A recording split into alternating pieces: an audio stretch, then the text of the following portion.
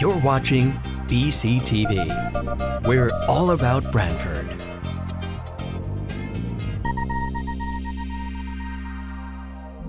You're watching BCTV, Branford Government Television, a service of Branford Community Television. This program is brought to you in part through the support of the town of Branford.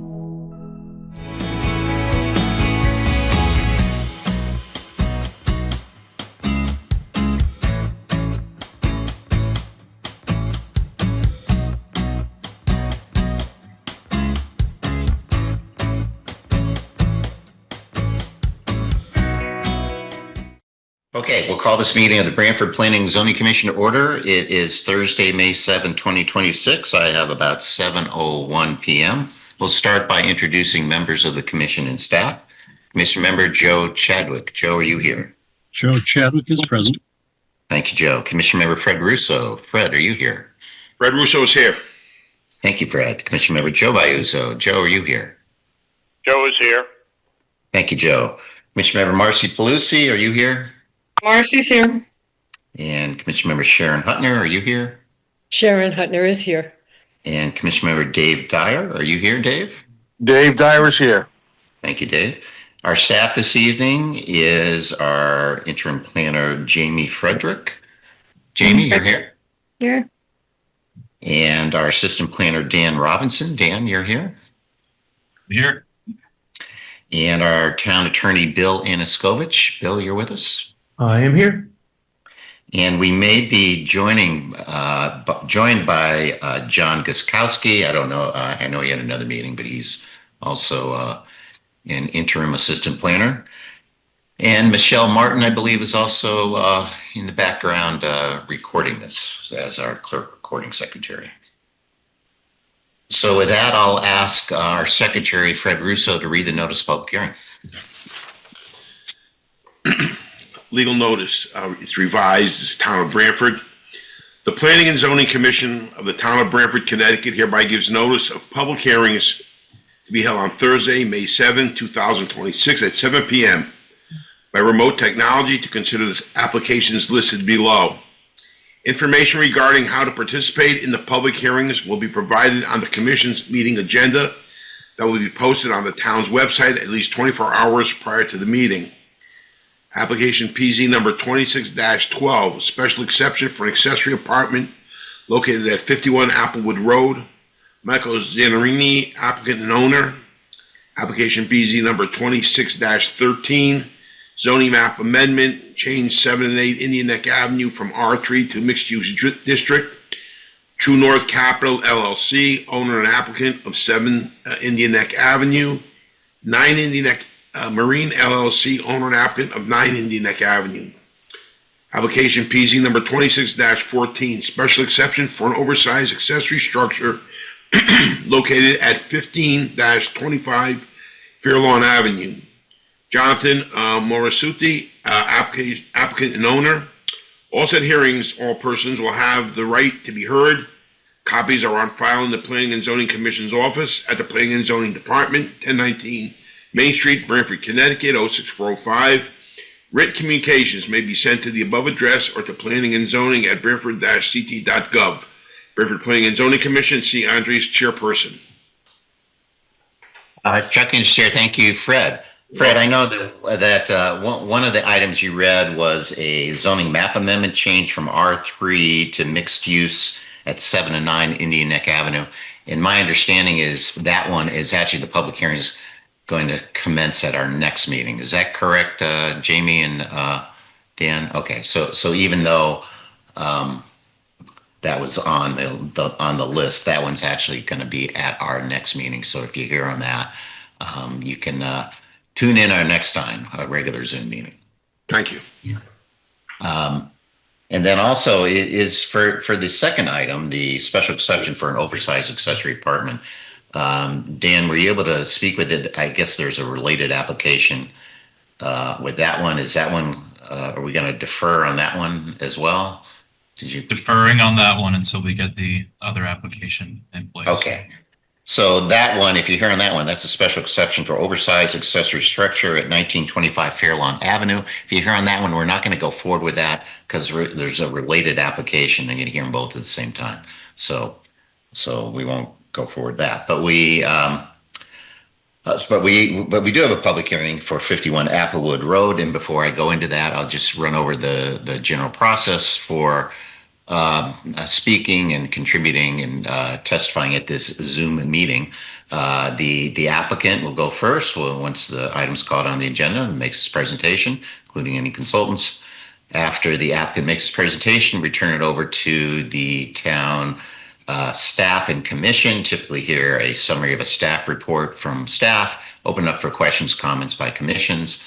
And when we're done with that, then we have the public portion. We ask that you identify yourself, name and address for the record, make your comments, and then we allow the applicant to respond to any comments, and we maybe further questions or comments by the commission as well. We may or may not close the public hearing depending on how it goes. So that's the general process, and I'll ask Jamie or Dan to review the specific way to participate in this Zoom meeting once it's your turn to speak. Yes. Only if your computer has a microphone for two-way communication when we get to the public hearing portion, or if you're an applicant presenting, you can press the raised hand button in the participant window. If you do not have a microphone, you can call in as another option. You're also allowed to use the chat function when the public hearing is open, although we prefer that you speak with your voice and state your name and address for the record. But if you are simply just attending the meeting and not wishing to speak, you are absolutely allowed to use a pseudonym to just have your Zoom name. But other than that, if you cannot find the participant window to select the raised hand button, sometimes it's under the react button on that heart. So if you click the heart icon, the raise hand button should be there if you can't find it. That's all. We'll go through our agenda, and our first public hearing that we're hearing tonight is Michael Zanarini. Hope I got that right. 51 Applewood Road. This is a special exception for an accessory apartment. Is the applicant ready to proceed? Yes, we are. You can proceed. Basically, we're looking to add an additional dwelling unit off of our house attached at 51 Applewood. We are expecting our third child soon, and we've got aging parents that retired out of the state. So between help with the kids and maybe a potential place for them to stay further down the line as they get older, we're looking to do this addition to the house. Great. Thank you, Mr. and Mrs. Nicole and Michael. Yes. Right. Did you want to review anything in the plans? Do you want to have staff do that or what? I believe if he's not already on, our contractor should be coming on any moment. Any information that you'd like from us, we can provide you. I know we're planning to do a 2-bedroom, 2-bath, small kitchen and living room for the addition. Sure. I think it's about 850 square feet. 800 square feet. Okay. Did you want, is your contractor here? Would you like him to speak? I don't think he needs to. He said he was going to sign on, but I don't know if he's on yet. Yeah. Okay. Why don't we can turn it over to our planner, Ms. Frederick, and maybe you can review the staff report and the plans with us, Jamie. Sure. Jamie Frederick, acting director. Let's see. So essentially they've already announced they're looking to put an accessory apartment on single family house. That property is 51 Applewood Drive. I'll just jump down to, on the staff report, we've got an aerial image showing the property. This is the existing structure, and they're looking to put the addition on the southwest portion of the existing residence as shown on the site plan. Let me jump over to They are requesting a waiver of the A2 survey requirement. They've provided this survey, or not survey, site plan. It appears that the structure will be compliant with the zoning regulations, so I think that it would be okay to waive the survey requirement in this instance. I've reviewed the proposed addition. The floor area is compliant with the requirements. It doesn't exceed 900 square feet or 30% of the floor area, whichever is less. This is the proposed floor plan of the residence. As they indicated, it's 2-bedroom, 2-bath with a kitchen area.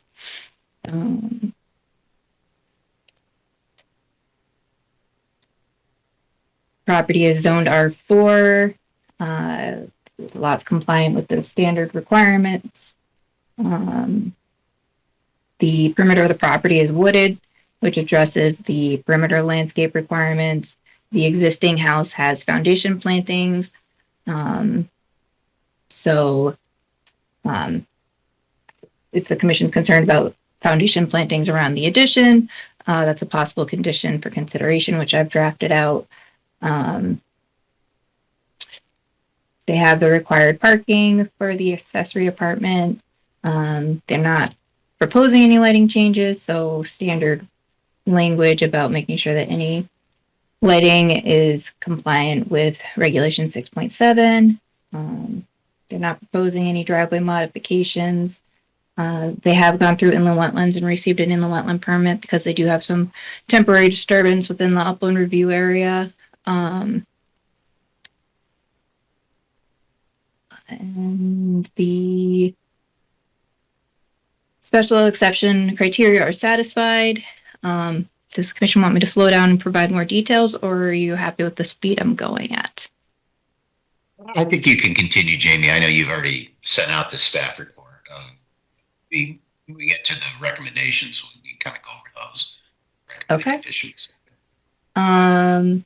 So the recommendations are that the proposal satisfies the special exception criteria, and conditions for consideration include prior to start of site work, sediment and erosion control measures shall be installed to the satisfaction of the zoning enforcement officer. Again, general language about lighting being compliant, and then kind of another general statement about the unit being either essentially owner or family occupied, or if it's going to be rented out, that it be that it qualifies as affordable housing with a deed restriction. The landscape provision, the foundation plantings. And that was to comply with the landscape regulations, which still apply, I guess, to this, right? Correct. Yeah, right. Okay. Okay. Doesn't seem like too much of a hardship. Does the applicant have any comment? Have you seen the staff report and those recommendations? Have you any comments on the proposed conditions? We saw it. I don't think we have any comments or questions about any of the proposed conditions. Okay. Okay. Any questions from commission members or staff before we open up to the public? Hearing none, then let's go ahead and open up and see if there is any public comment. Does any member of the public wish to comment on this item? One more time, does any member of the public wish to comment on this item? Doesn't look like it. Okay, then we can close the public portion of this. Are there any further comments that the applicants would like to make? I don't think so. Thank you all for your help and time with this. Thank you. And any further comments by staff or commission members? Hearing none, then we'll close this matter as a public hearing, and we'll take this up, discuss this in a little bit. I think we may want to discuss this before we get into the old business. So I don't, probably fairly shortly, looking at our agenda. So if you want to swing in, you can do that. So with that, then, well, that's public hearing item number 1. Public hearing number 2. Again, we indicated that's 1925 Fairlawn Avenue. Jonathan Morassutti, applicant and owner. This was a special exception for an oversized accessory structure. And Dan, I understand that in connection with that, we're also filing another special exception for a home occupation, or is that correct? Or? Yes, that's correct. Okay, so the thought was they're sort of together, so we would hear them at the same time. So we'll have the public hearing on this item when I think they haven't filed that yet, or they're about to file it. Is that correct? Yeah. So we just defer the opening of the public hearing to hear them together. So I believe that is it for our public hearing items. And with that, I think we can probably take up our first public hearing item, which is 51 Applewood Road, the special exception for the accessory apartment. And Jamie, if you maybe can pull up the draft resolution that you had.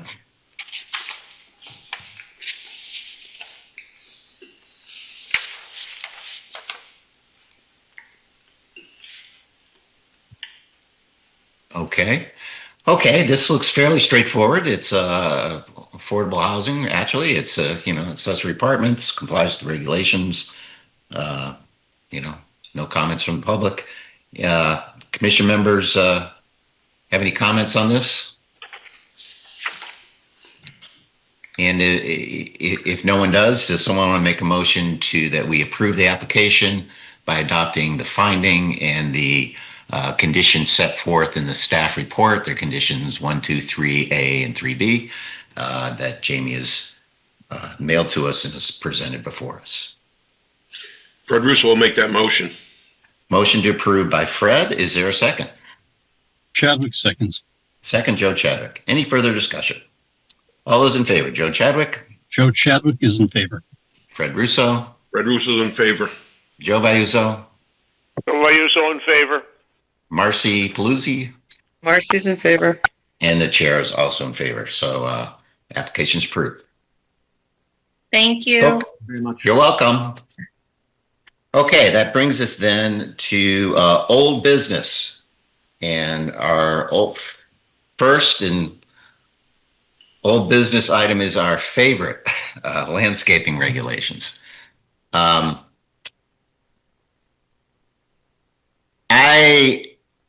It's kind of a short meeting and it may take some time, but I want to do our best to see if we can bring this across the finish line here. We're on the 2-yard line now. So that's the hope.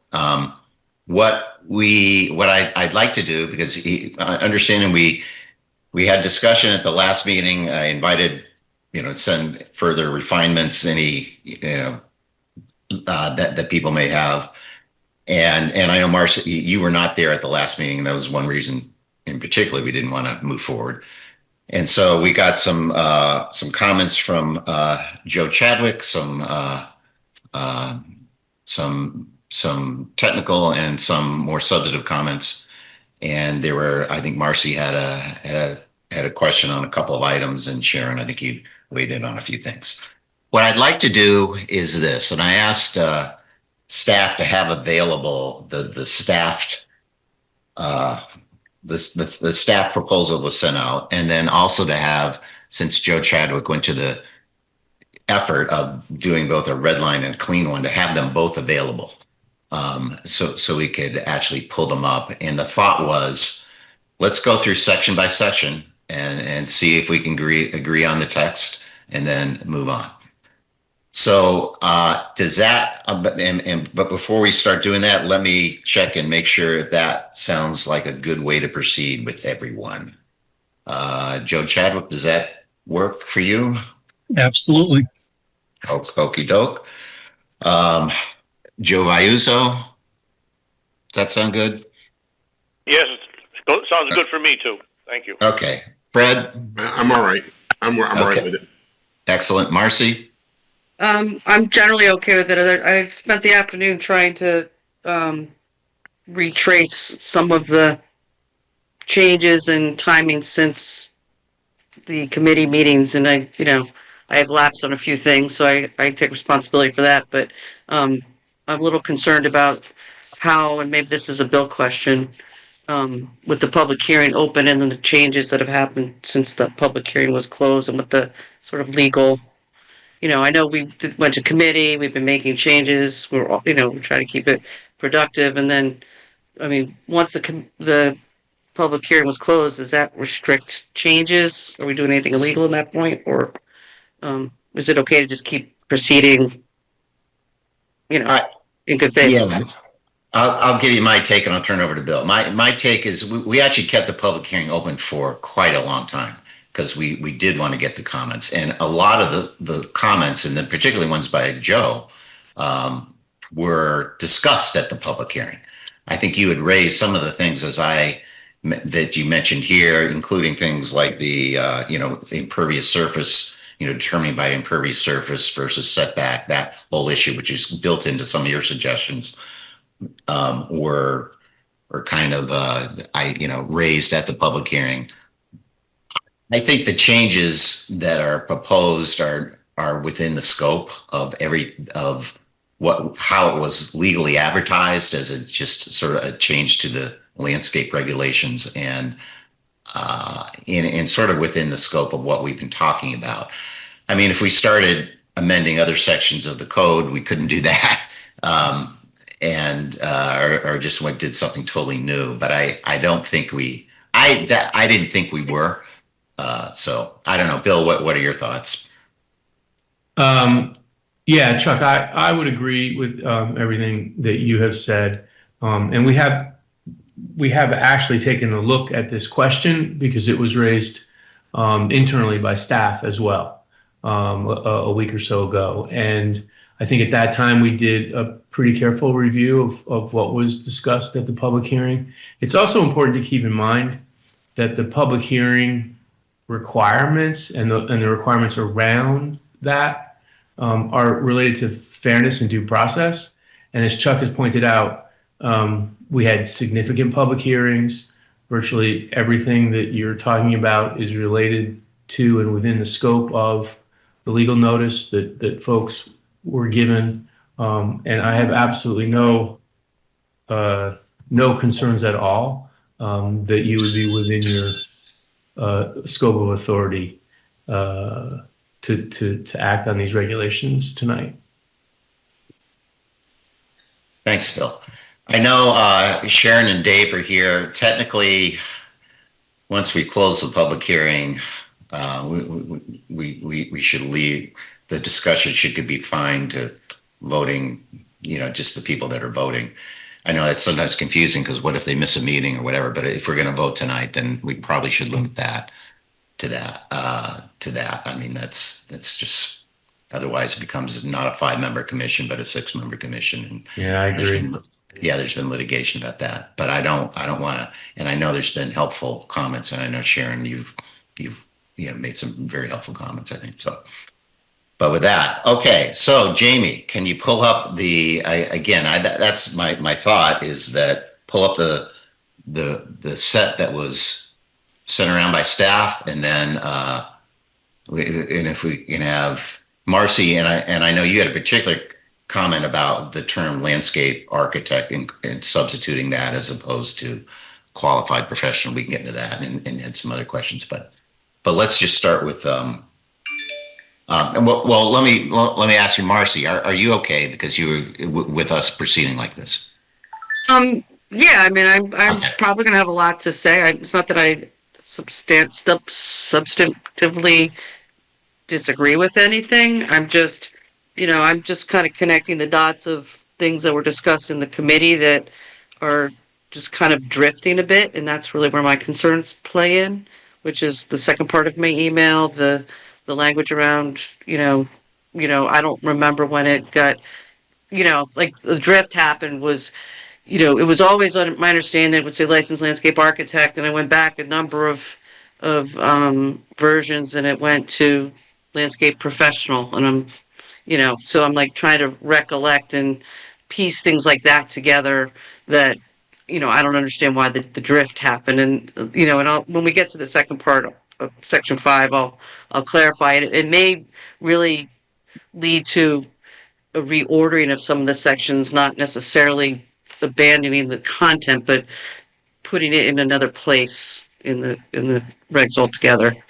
So, which I can get into, because a lot of the things that I was proposing, there was a lot of things that around having definitions that was sort of pushed off to be, we're going to have a definition section, and so that's in line with the second part of my email around the sources. I always thought that was going to be in a definition part of the reg, not in listed as a primary resource. But let's get to it one by one, so we can work Okay. through, Okay, so Jamie, can you pull up the text, and do you have Joe's Yes. version available too? Just if we wanted to. Yes. So I have the red line version that has all the changes, in my understanding, made since the public hearing was closed. I have Joe Chadwick's comments, and I also have a couple things that I drafted up in response to Joe Chadwick's comments, Marcy Belusi's, and Sharon Hutner's. So, okay. The first error. I'm sorry. Okay. So right now we're staff. So what I think, can you just pull up Joe's clean version? Do you have that? Because that's okay. That's the dirty version. Yep. I'm working on it. Okay. There you go. Okay.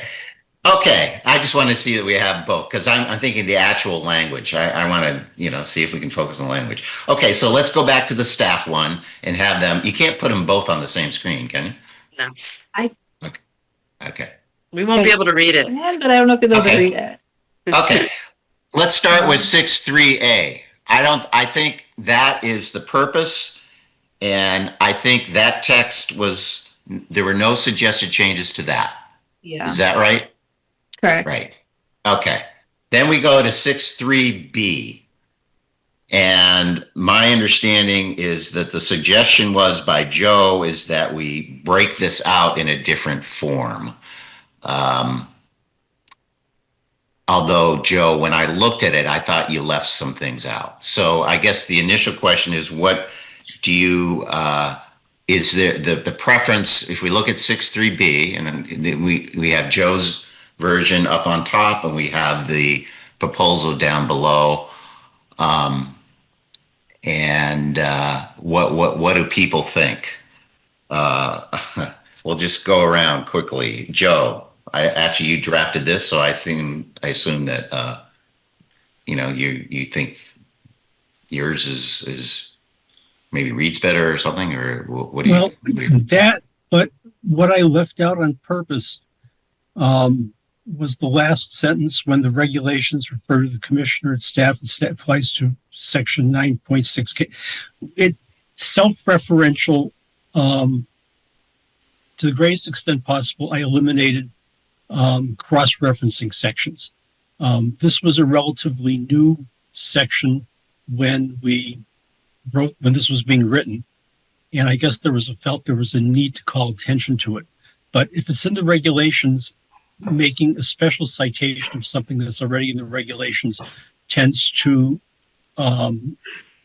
aside from being difficult to maintain, if other things are added or other changes happen to the regulations, it calls more importance to this than anything else, other things in the regulations. So that's the reason why I eliminated that. Okay, let's just ask staff, do you have an opinion as to whether it's okay to delete that last sentence? Jamie Frederick, I don't have any objection to deleting the last sentence. So what I did do was I took the language that was sent out to commissioners and kind of reformatted it into the framework that Joe Chadwick had created. And I have no objection to deleting that last sentence. I don't think it's terribly necessary. And I don't have any objection to changing this section to these standards. I think the two things that the commission might want to look at is, as stipulated in section 4, except the Main Street Overlay District, in sections 5.4 through 5.7 as being essentially excluded. All development as being what is included. So basically this does provide some exceptions from the special exception approvals and site plan approvals as to what the landscape regulations apply to. And then the other thing that is missing is this specification of lot coverage. I don't know if it's terribly necessary. Yeah. Okay. So that's helpful. So you've looked at Joe's and used Joe's format of sectioning them out, deleted that last sentence, but then added in a few things that Joe did not transfer. And I don't know if Joe, that was intentional or not, because I agree. I think we do need to say as stipulated in section 4. You don't have to say except the Main Street, just because Joe, you put that separate, right? But I that's a drafting thing, but and section 5.4 and 5.7. So I don't know. I mean,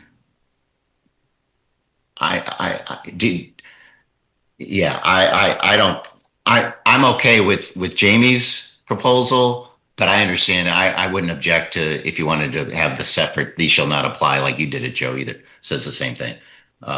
These channels should not apply to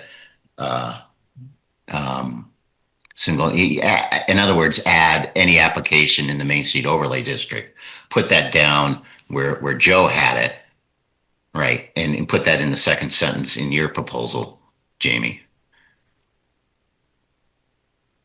Changed my setting on my bar here.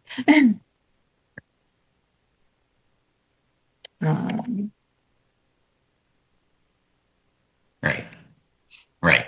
Okay. And then we would delete it from up here. And then you take it up there. Yeah, delete it up there. And put it down there. Yeah. Okay. Do we want to So keep I think the lot that coverage? I thought that would made it more clearer, right? I think that's important to keep it as the coverage. Otherwise, Right. 5,000 square feet, is that, GFA or is it lot coverage? Yeah, I thought that was helpful. So, Joe, what do you think? Sure. Okay. Okay, Fred, thoughts? As usual, I don't know much about landscaping, so what Joe, Marcy, and Joe have to say, I'm in agreement with. I'm just going to be an attentive listener, but I think these three people know much more about landscaping than I could ever add to the conversation. So if the three individuals who find it acceptable, I'm on their side. Okay. Then maybe what I'll do is I won't call you second. Anyway. Yeah, I'll be last. Right, okay. Marcy, thoughts? Not on this, but I do have one before we get to the next section. Okay. Let me see. That doesn't relate to C, is what I'm saying. It doesn't relate to C, but it relates to that point after we finish this, yes. Okay, yeah. Okay, relates to a C-ish type issue. To an ordering issue. Okay, yeah, because I know Joe had an ordering issue too. He put something up and whatever. Okay, so Joe Vayuzo, you okay with this? Yeah, I'm okay. I'm like Fred. I'm going to just listen to it all and try to absorb as much as I could, Okay. and listen to the three people that put most of this together. Okay, great. Okay, so I think we're good on 6.3B. And before we get to 6.3C, Marcy, what did you want to? Yeah, I mean, it seems like we should be talking about plan requirements and modification and installation and maintenance in terms of a general structure before we get into the specifics of limits of disturbance and, like, to me, jumping right into limits of disturbance doesn't build, I'd like to go from outside in. So when I look at the landscape requirements, that seems to fit. Like, I'd almost want to reorder the sections, and that's really what I want to ask, opinions about. Was there another section that you thought that should be moved before this? Yeah, I feel like the landscape plan requirements, modification, installation, completion, and maintenance and enforcement should all be next in priority before we get into the specifics about limits of disturbance, how that's handled, the specifics of, general planting standards, like native species requirements should be. What section do you think? Well, I'm just trying to be I specific, think section K, L, M, and N should be reordered Okay. potentially. Landscaping plan requirements. Okay. So K, L, M and M, N. and N. I think N should stay at the end because that's maintenance and that's actually after the fact. Okay. But I mean, the but other even ones, just plan requirements, how they're prepared. I mean, that's just a general, that's just a general coverage about, and how they should be drawn and relate, and then it brings in, um, the requirements for the drawings, those few priorities. I mean, it just seems like we're just jumping right into this okay. specific, you know, I could see disturbance, like, moving, I could see moving K because that, you're right. That kind of says what you need, the paperwork you need to file, right, and who has to do it, and maybe putting that first. But right. And the then other ones I could probably, I don't know. and I still would probably move the limits of disturbance after, well, I mean, that's what I would want to talk about. Like, to me, I would want to get into the general landscaping requirements, D, with the planting standards. Well, I would actually do landscape requirements, existing, general planting, then native, in that order. Because you're looking, you start from existing, you go to the general stuff, and somewhere in there. But those are all those are very specific details, right? So you maybe would move limits of disturbance after some of the other ones. After some of the general landscaping Okay. requirements. Yeah. Okay. Well, before maybe we'll push that issue off because let's view the other ones and do that, and let's actually look at this limits of disturbance. Right. Well, I know So that's a hotbed. yeah, it is. It is. It's where I thought there were substantive changes. So what are you projecting? So this is 6.3C, which is, and I think in Joe, you added the alternative limits to this section too. So from another one, which I thought probably made some sense. So what are you displaying now, Jamie? This is the one, is this one you modified or is this the one that was sent out? This is the one that was sent out. I'm just gonna fix something that was pointed out to me real quick. I have in any district twice. So this is the one that was sent out. I can show Joe Chadwick's. I do just want to mention two quick thoughts I have in regard to Lucy's comments. If we do move limits of disturbance, limits of disturbance is defined in limits of disturbance and is referenced in a lot of the other sections. So we would have to move where we're defining limit of disturbance. So I think that's why it was proposed where it was. But not to say we couldn't work around it if it was important for the commission. What was the other thing? Oh, I think I was just going to say that I agree on potentially moving K, which is the general landscape plan requirements. I think it kind of makes sense to keep the installation, completion, and guarantees and maintenance and enforcement towards the end because those are kind of the things that, and also the modification of the landscaping because those are kind of the things that typically happen on the back end. And having been a zoning enforcement officer, it's kind of convenient for those back end items to kind of be at the end of the section. Okay. Just my 2 cents. So I think it probably is helpful to pull up Joe Chadwick's markup. I do have some revisions that address some of his comments, but I didn't quite fully incorporate all of them. So,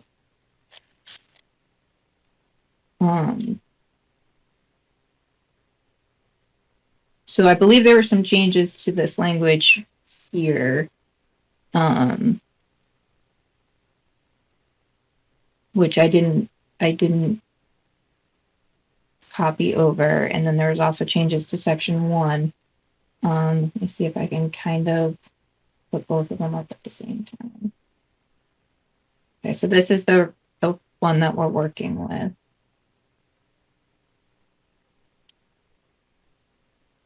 Okay, so let's focus on this first paragraph. Joe Chadwick, it looks like there is somewhat of a rewrite there, and maybe you can explain what your thoughts were on that? Um, the order of presentation of ideas, um, it just for lack of a better term, it bothered me. And I wanted to say what a limited disturbance was, and break out the necessity and importance of considering this along with the definition. And so it gives the definition first, and then it gives the importance of it and what it's intended to do second in order. And I use some different words, but I believe the intention of the original concept is still present. Okay, so you start off with a definition. Is this language lifted from somewhere else, or did you draft it yourself? I took what it was and put those words down. Okay. Concept. Okay, so you start off with what the definition is, and then you have the term disturbance. I think that's new, right? The second sentence of yours. Yeah. Yes. Yeah. So that's just clarification, I think. And then the purpose, your third sentence, is primarily intended to preserve existing soil biology. I would, looking at yours, it says protect extended root systems of mature trees. Why isn't it just to protect mature trees, not just their root systems? Well, that's what happens with the disturbance. People don't understand that you have to protect the entire area under the canopy. So by having extended root systems, it implies that you're protecting all the way to the edge of the canopy, in my mind. Well, no, and I get it, but we also the reason why we want to preserve the trees too, right? I get that if you're on the edge, there's an issue, but I mean, the reason to me, the trees includes the roots.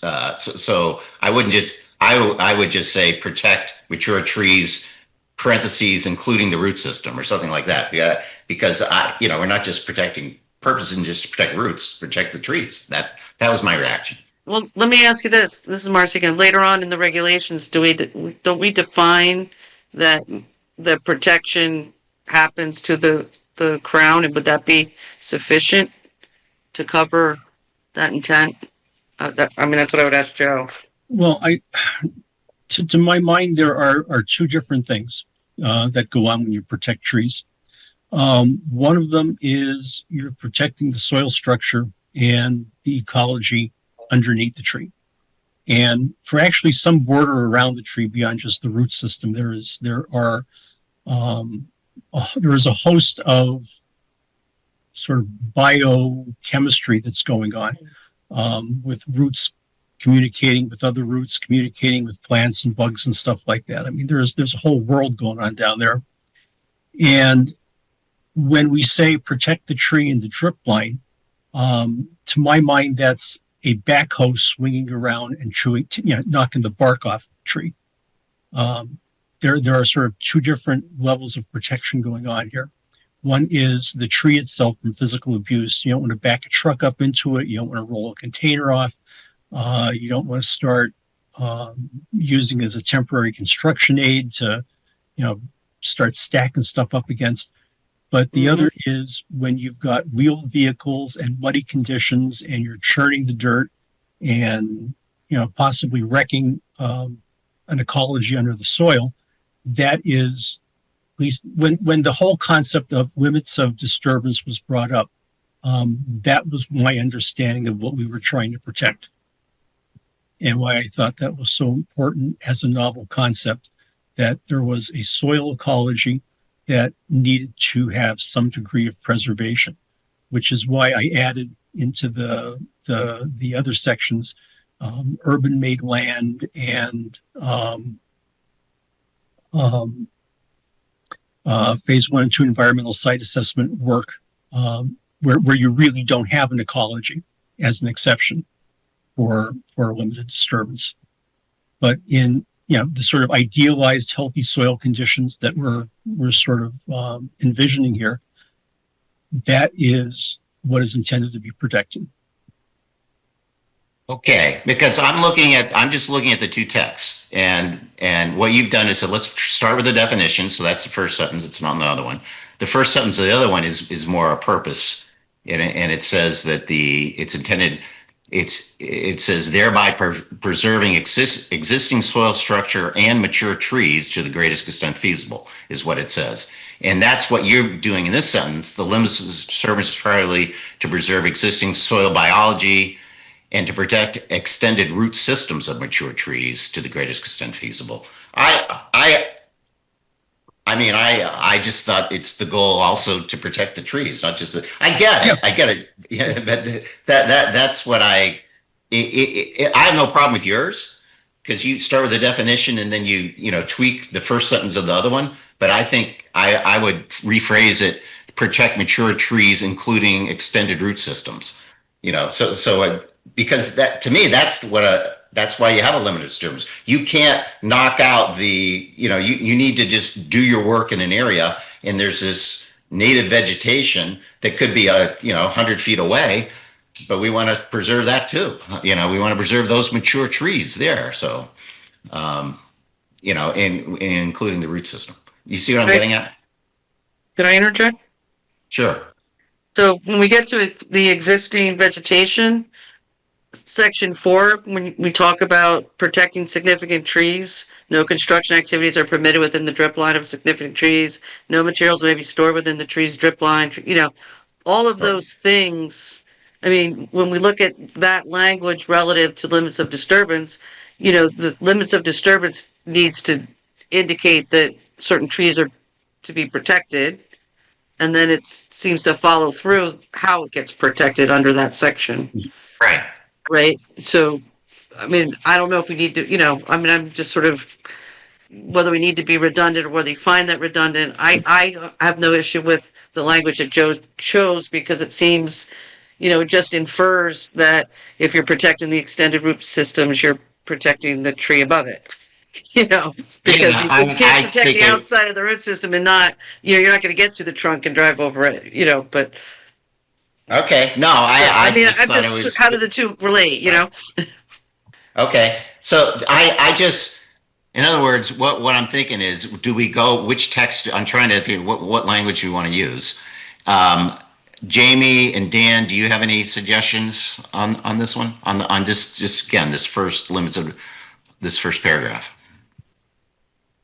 What if we added the extended root system language to the paragraph that in the staff version? What do you make to Joe's comment that it's good to start with the definition? I'm fine either way, but if we want the extended root systems, we could add that to like a modifying part to where we say mature trees. Right. And their extended root systems to the greatest extent feasible. Right. We can do that.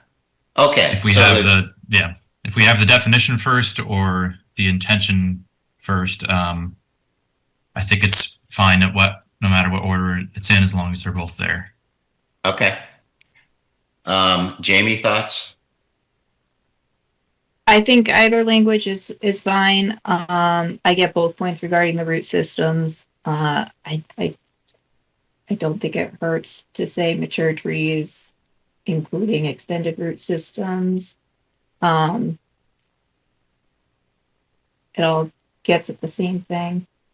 Okay. Joe and Marcy, what language? That I'm just trying to. I could live with either one. I would, if we went with Joe's, I would probably suggest rephrasing to protect mature trees, parentheses, including their extended root systems. Protect extended root systems and mature trees, or I think mature it's trees and their mature trees and their extended root systems. Right. I would do that if we went with Joe's. I like the approach of defining the limit of disturbance. Okay, so we're going to go with Joe's. language, and we're going to change if that's okay, Joe, we're going to say protect mature trees and their extended root systems. Is that okay, Sure. Joe? That's fine. Okay. Okay. So then we got and I'm assuming absent objection from Joe or Fred that you guys are good with that. I'm just going to assume that unless you guys pop up. Okay? Count me in. Okay. Okay. So that's that first sentence. And then here's what I anticipate doing, by the way.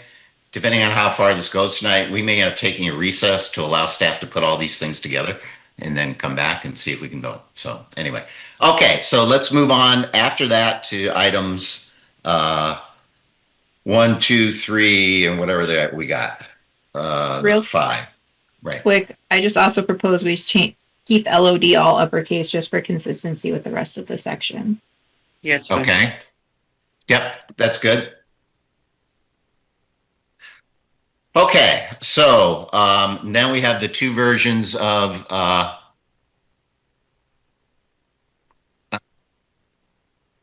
it's number 2, since Joe incorporated the definition of, put number 1 into the beginning. So now we're going to go I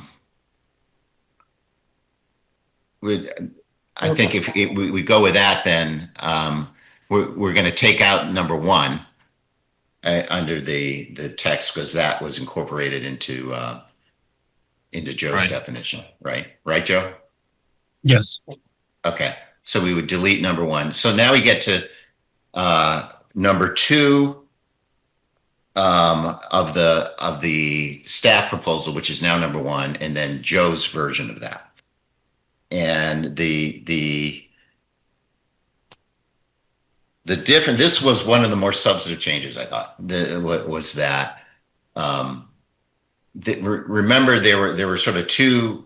The proposal to address limits disturbance was, say, a setback approach. You can't disturb beyond a certain setback of buildings, parking, other infrastructure, and so forth. And then Joe raised, I think, during the public hearing, the issue that he thought that a perhaps better way to do that would be looking at the impervious surface ratio and add a percentage, maybe 10%. And in this and then we had a little bit of back and forth on that. There were some questions. I think the one advantage of the setback approach is that it is, that's how zoning works. We all know what setbacks are, and they're sort of easy to measure, and it's less, you may not need a civil engineer to do, it's sort of an ease factor, or surveyor to do it, to do all that. And then there was, and I thought the harm Joe was trying to address by doing that is that the setback approach may be too generous, that you could have setbacks going into the neighbor property, and it may allow too much disturbance for smaller lots.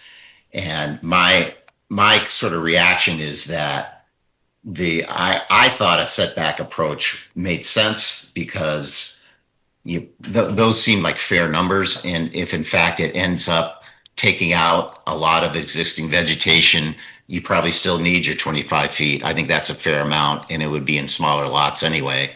And I thought it made sense to go that way, even if it results in a lot of the vegetation being removed, because I think it's just a practical way to go forward. But and anyway, in your proposal, and then let's put Joe's up again here. Or is this it? Okay. This is Joe's. Yeah. Okay. So Joe, yeah, the actual, you do it the lesser of the actual area of proposed improvements used to calculate the impervious surface ratio plus 10% of the gross lot area. And what the present text says, I think you have a maximum. So that would be of what, 70% of the lot area? That was it? Right. Yeah. 70% of the total lot area of the subject. So that's the maximum limit. and the following setback. That's how I think was the compromise when we went back. We ended up with the 70% and then the setbacks. And Joe, you changed that to, well, to what you have proposed. Yeah, the Okay. change is largely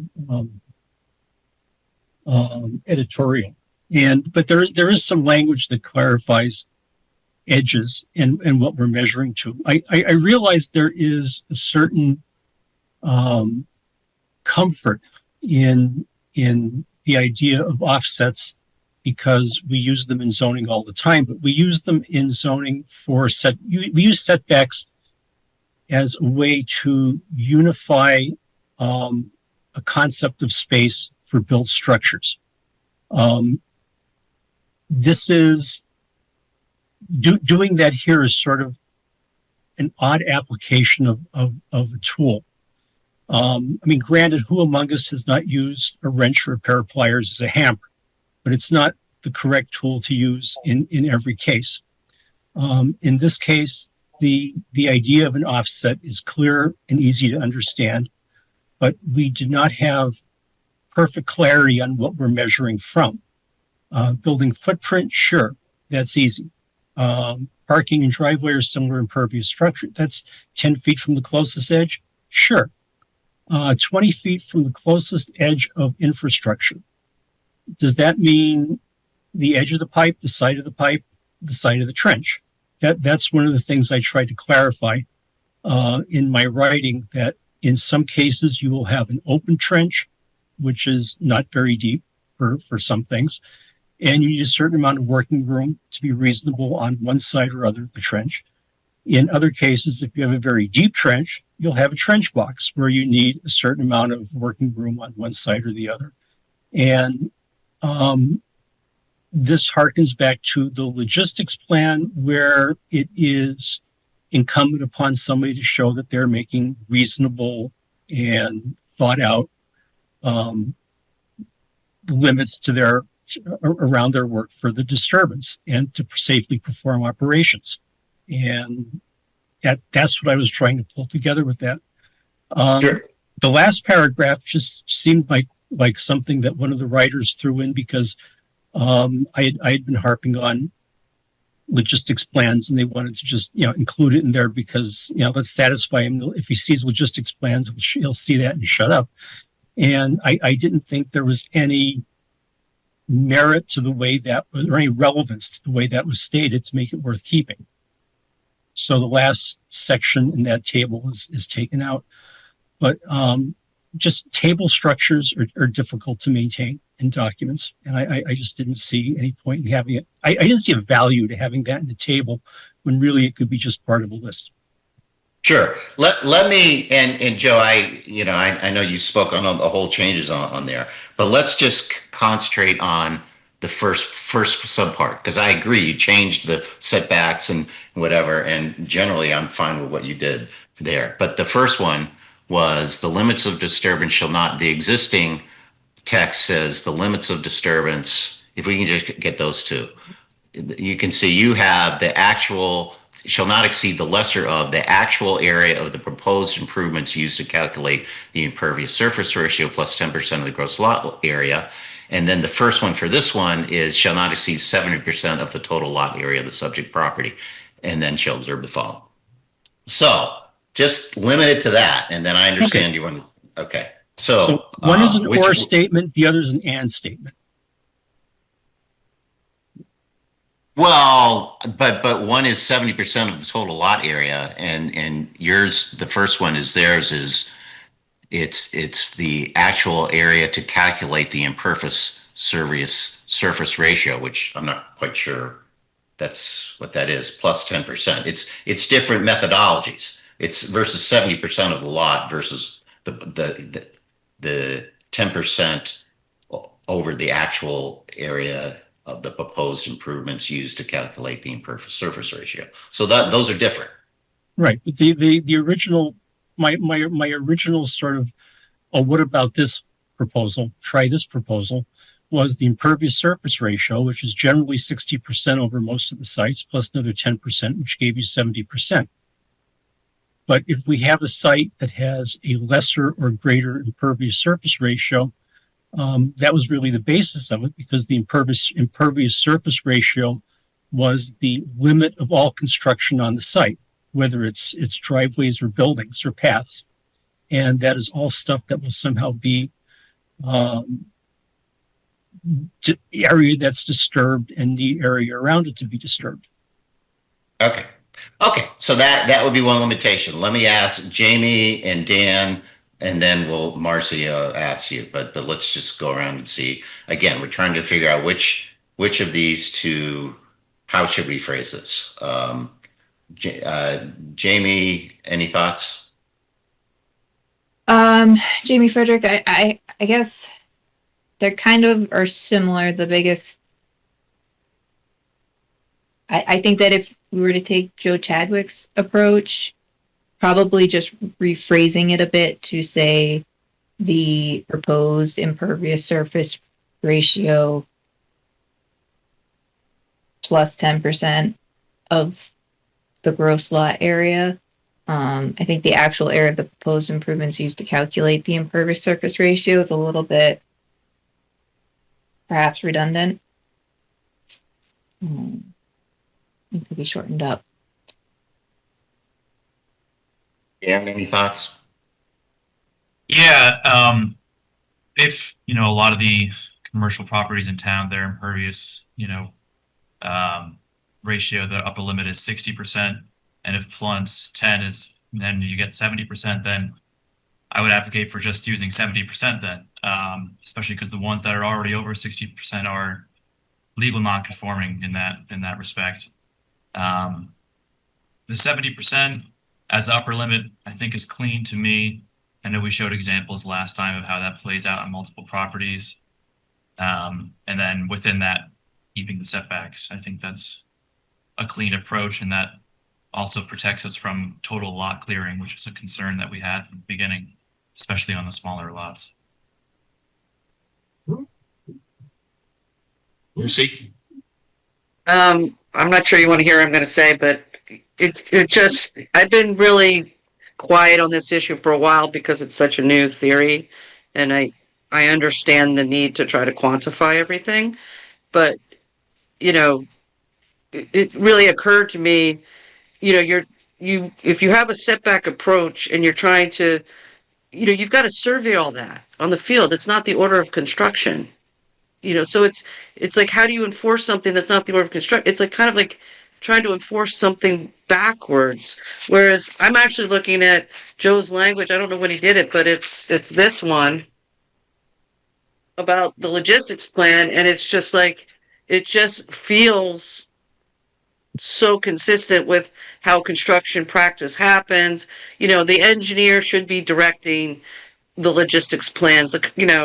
Sometimes the contractor might want to have input on it, like he mentions later, but I want to see the engineer directing the logistics plans to save the appropriate resources, and and I don't really care if it's 20 feet from the building or 50 feet from the building, because every site, depending on the grading, could have a different need as far as grading, and it really, the disturbance isn't really an issue of the development. It's an issue of the site, the existing site condition, and the offsite grading that has to happen as a result of it, and how do you marry protecting the resources on the site. And I know it's a complete 180, but I would eliminate 2 completely and just put in some general language about logistics plans and operations and protecting resources, and leave it at that. I think we're trying to do too much here, because we can't determine every circumstance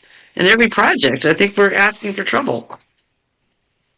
Well, my comments are, I will admit to being frustrated because we've been talking about this and this setback approach for a while, and the public hearing has been closed, and to raise it now it's kind of, I know. That was kind of one of Joe's themes that I think he likes it anyway.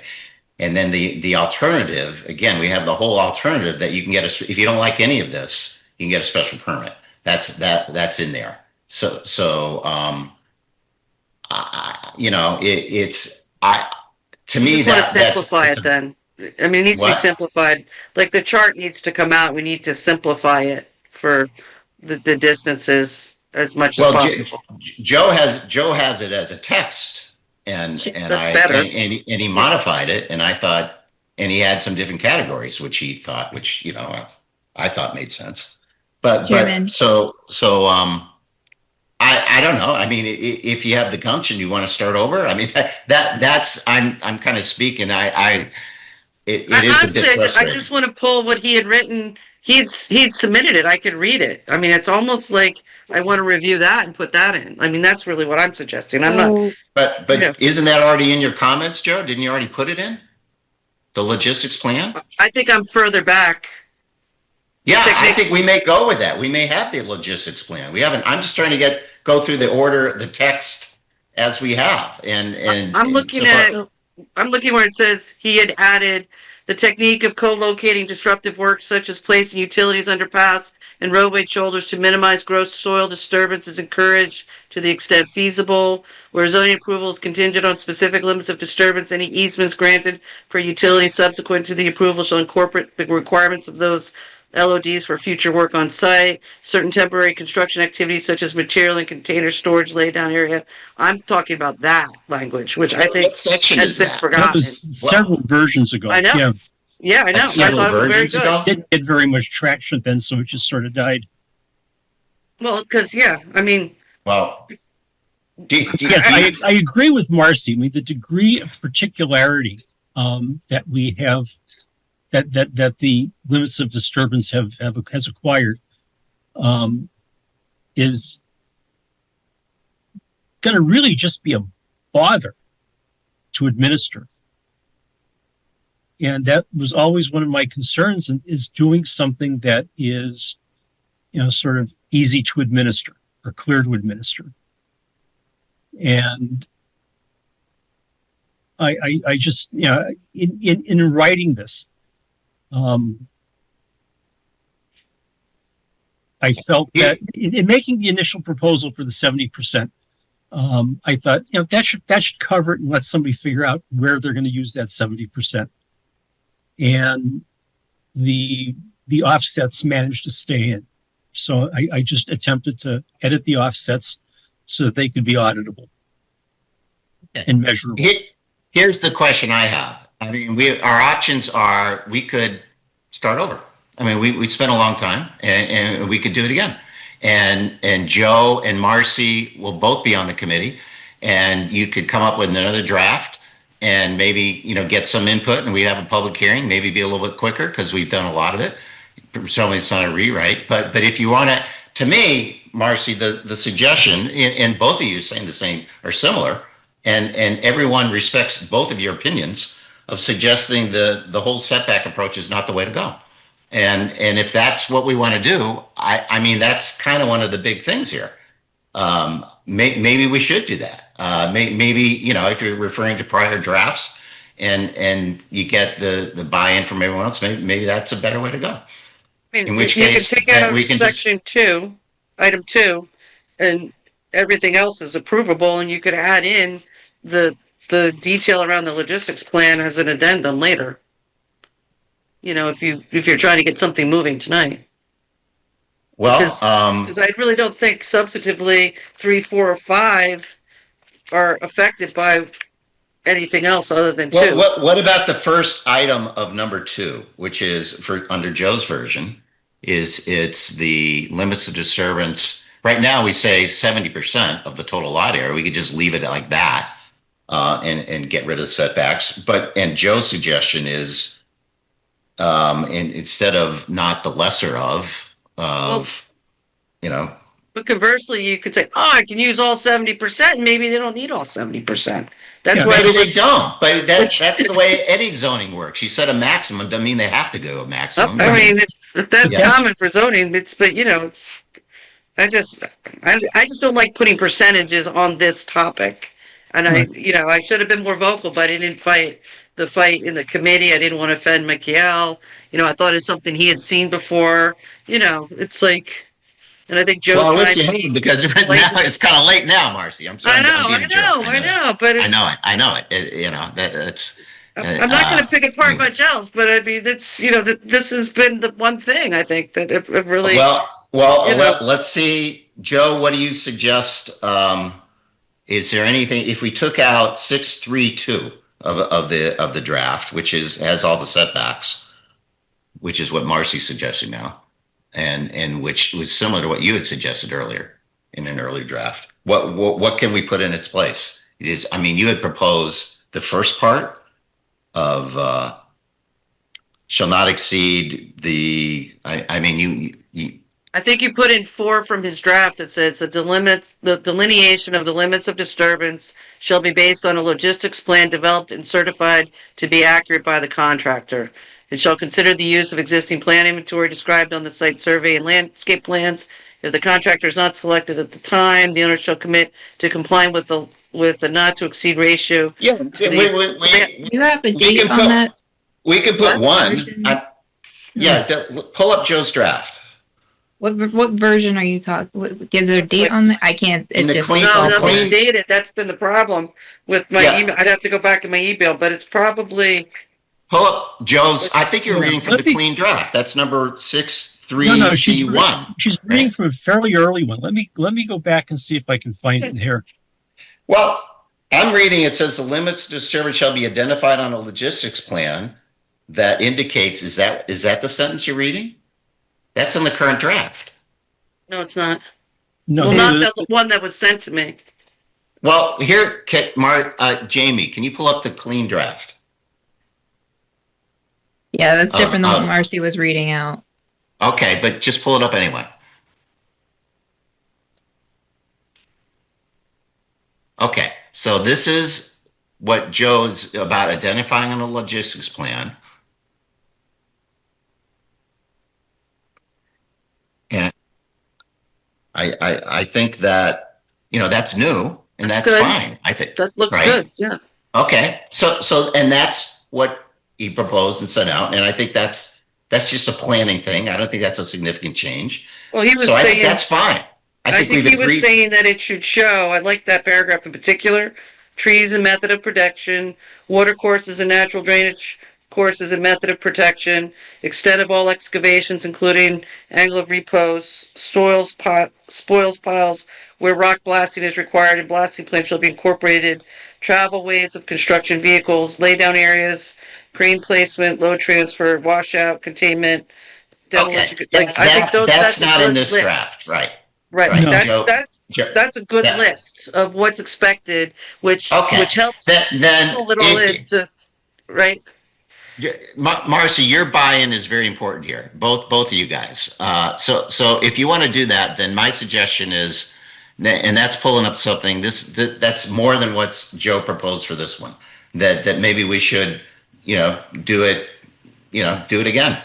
And then get it clarified, because you had other questions too, right, Marcy? I have some more definitional. No, it's not that. This was the substantive section, and then really just whether reference guide should be in a definition section or later in the list. Just later in the reg in general. I mean, here's the issue. The issue is, can we agree on this language tonight, or should we, go back to earlier versions? And the existence, the main, granted, limits of disturbance is one of the novel things here. And we had approached it as, using this setback approach. Joe had suggested an alternative. And Marcy, I don't know. Maybe I don't think you missed that meeting. I just don't remember. I missed the last meeting, so I don't have this version. But then you of missed the Joe's last one. in front This was a couple meetings ago.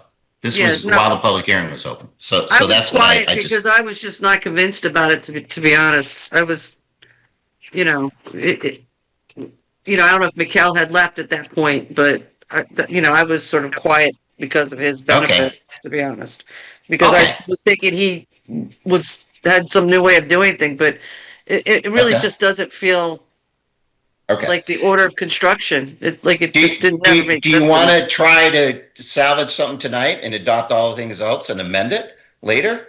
Or do you want to just, withdraw this or just let it go and come back and do it again? Those are our options. I mean, I would defer to Joe in terms of how much detail he has, but I think he's been trying to accommodate a direction that was the wrong direction. It's like, we were just sort of going down the wrong path and like trying to be on the right path and make it better when we really should have gone in a different direction. And if we can make this read to the initial aspects of identifying the key, some of the general things about the logistics plan for the benefit of approving them and then coming back. And, I'm happy to sit down with Joe to say which detail around it should be included and necessary, which is, too specific. That's fine. But I really don't want to leave in and vote for a regulation that, does an offset from a footprint that isn't been staked out. And then you're trying to measure that. You've got trucks working around the site, and then you have another setback offset that's staked on site that you can't disturb past for where the utilities are coming in. It just feels very convoluted with how sites function. I was out looking at a construction site today, and it's just like the whole idea of doing setbacks doesn't make sense. It just makes much more sense to say, this is the tree, the water, whatever we have to protect. This is where we have to lay down information and, our material and store our trucks. And this is, that's how sites function. And, I was at a very steep site today, and it has different disturbance issues because of the grade than a flat site would. And that's why that 70% just doesn't make sense to me. Well, let me ask you this, Marcy. I understand one of your themes has been we want to give flexibility to professionals to give us the best judgment, and I've always heard you say that. That said, what sort of standards can you put in to? Joe's was using the impervious surface plus 10%. Was that something that you could say, well, that's constricting too. What is the standard? Do you want to have a standard? The standard is that the engineer identifies how they want the site to function, because many contractors in smaller projects aren't, I don't want to say educated, that's not the word. They come at it with different priorities. So I'd rather, the intentions of the regs come from what we have to protect, where's the grading happening that we need to grade this to, so that we can set that line. And then that gives a clear direction to the contractor to say, well, I really can't work that way, and then come back to modify it if they need to. Well, what if the engineer says, I really want to clear cut the site because I think I'll use it in the future and it's helpful? Do we need some standards? That's the whole reason for having either a setback or something plus the impervious surface that you can't disturb. Not just having total flexibility. That's you would see that on the plans from the proposed grading.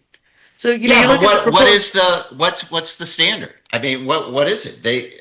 I understand there's a difference between a hilly site topography. Makes a difference. I get it, but the grading defines how much disturbance is necessary, and then the question to us is, if there's a resource that needs to be protected, that's what needs to be identified, is the resource that needs to be protected as a priority on the plan. And when we look at things, when we look at the grading plan, you can identify, do you really need a level front yard? If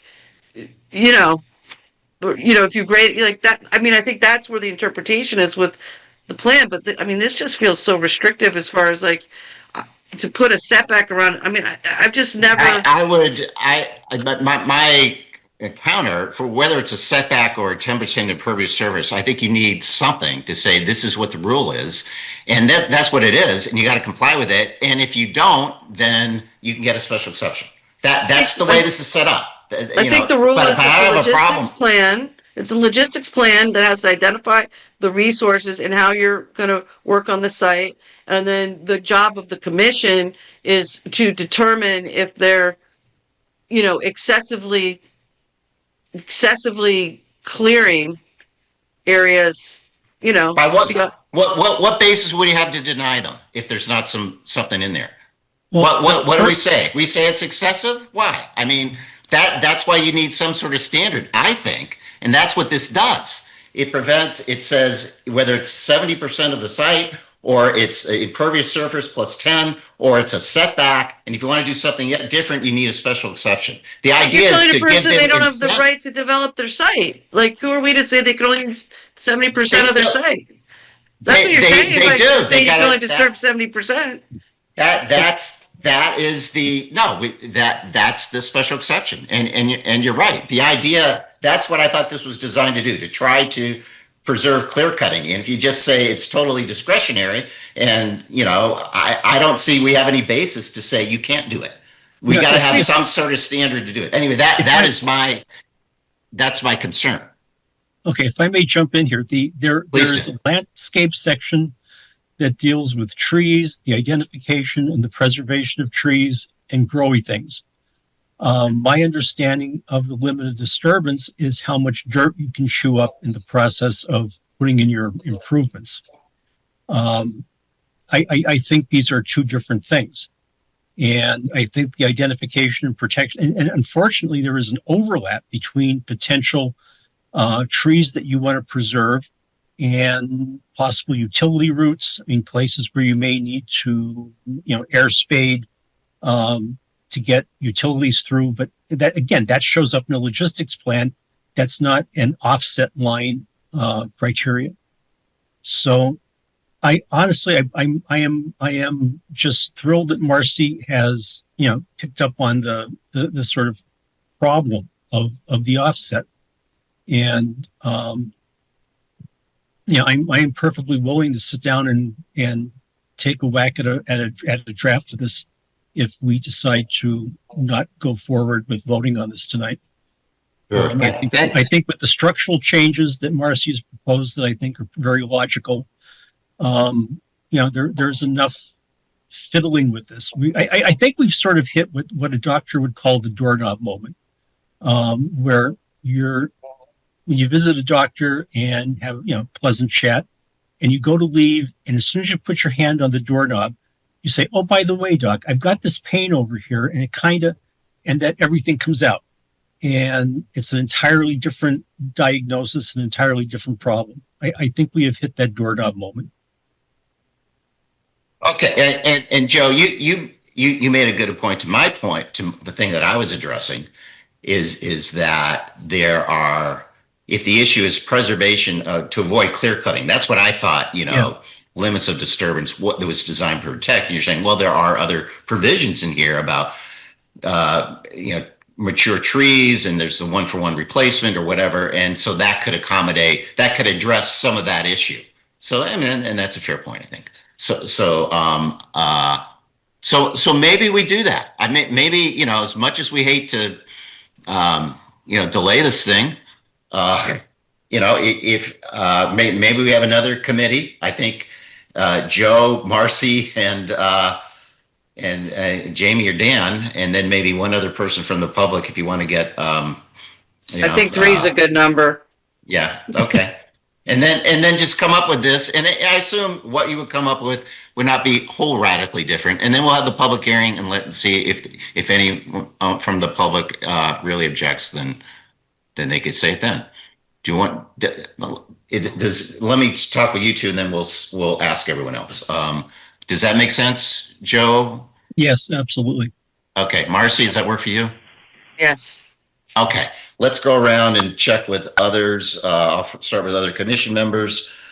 Fred, does that make sense? Yeah, it makes sense to me. I like to see them come to some conclusion so we can get this done and over with. It just seems we've wasted a lot of time that's just unnecessary. I mean, I think we're going in circles at this point.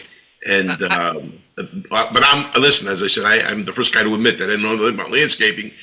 But I think we need eventually got to come to a conclusion. It's just taking too much time. We can take out item 2 and just add it later, as far as I'm concerned. If you want to get an approval tonight, I think that's sufficient too. But what is the rush? I guess we've waited this long. Yep. Okay. Joe? Joe Vayuso?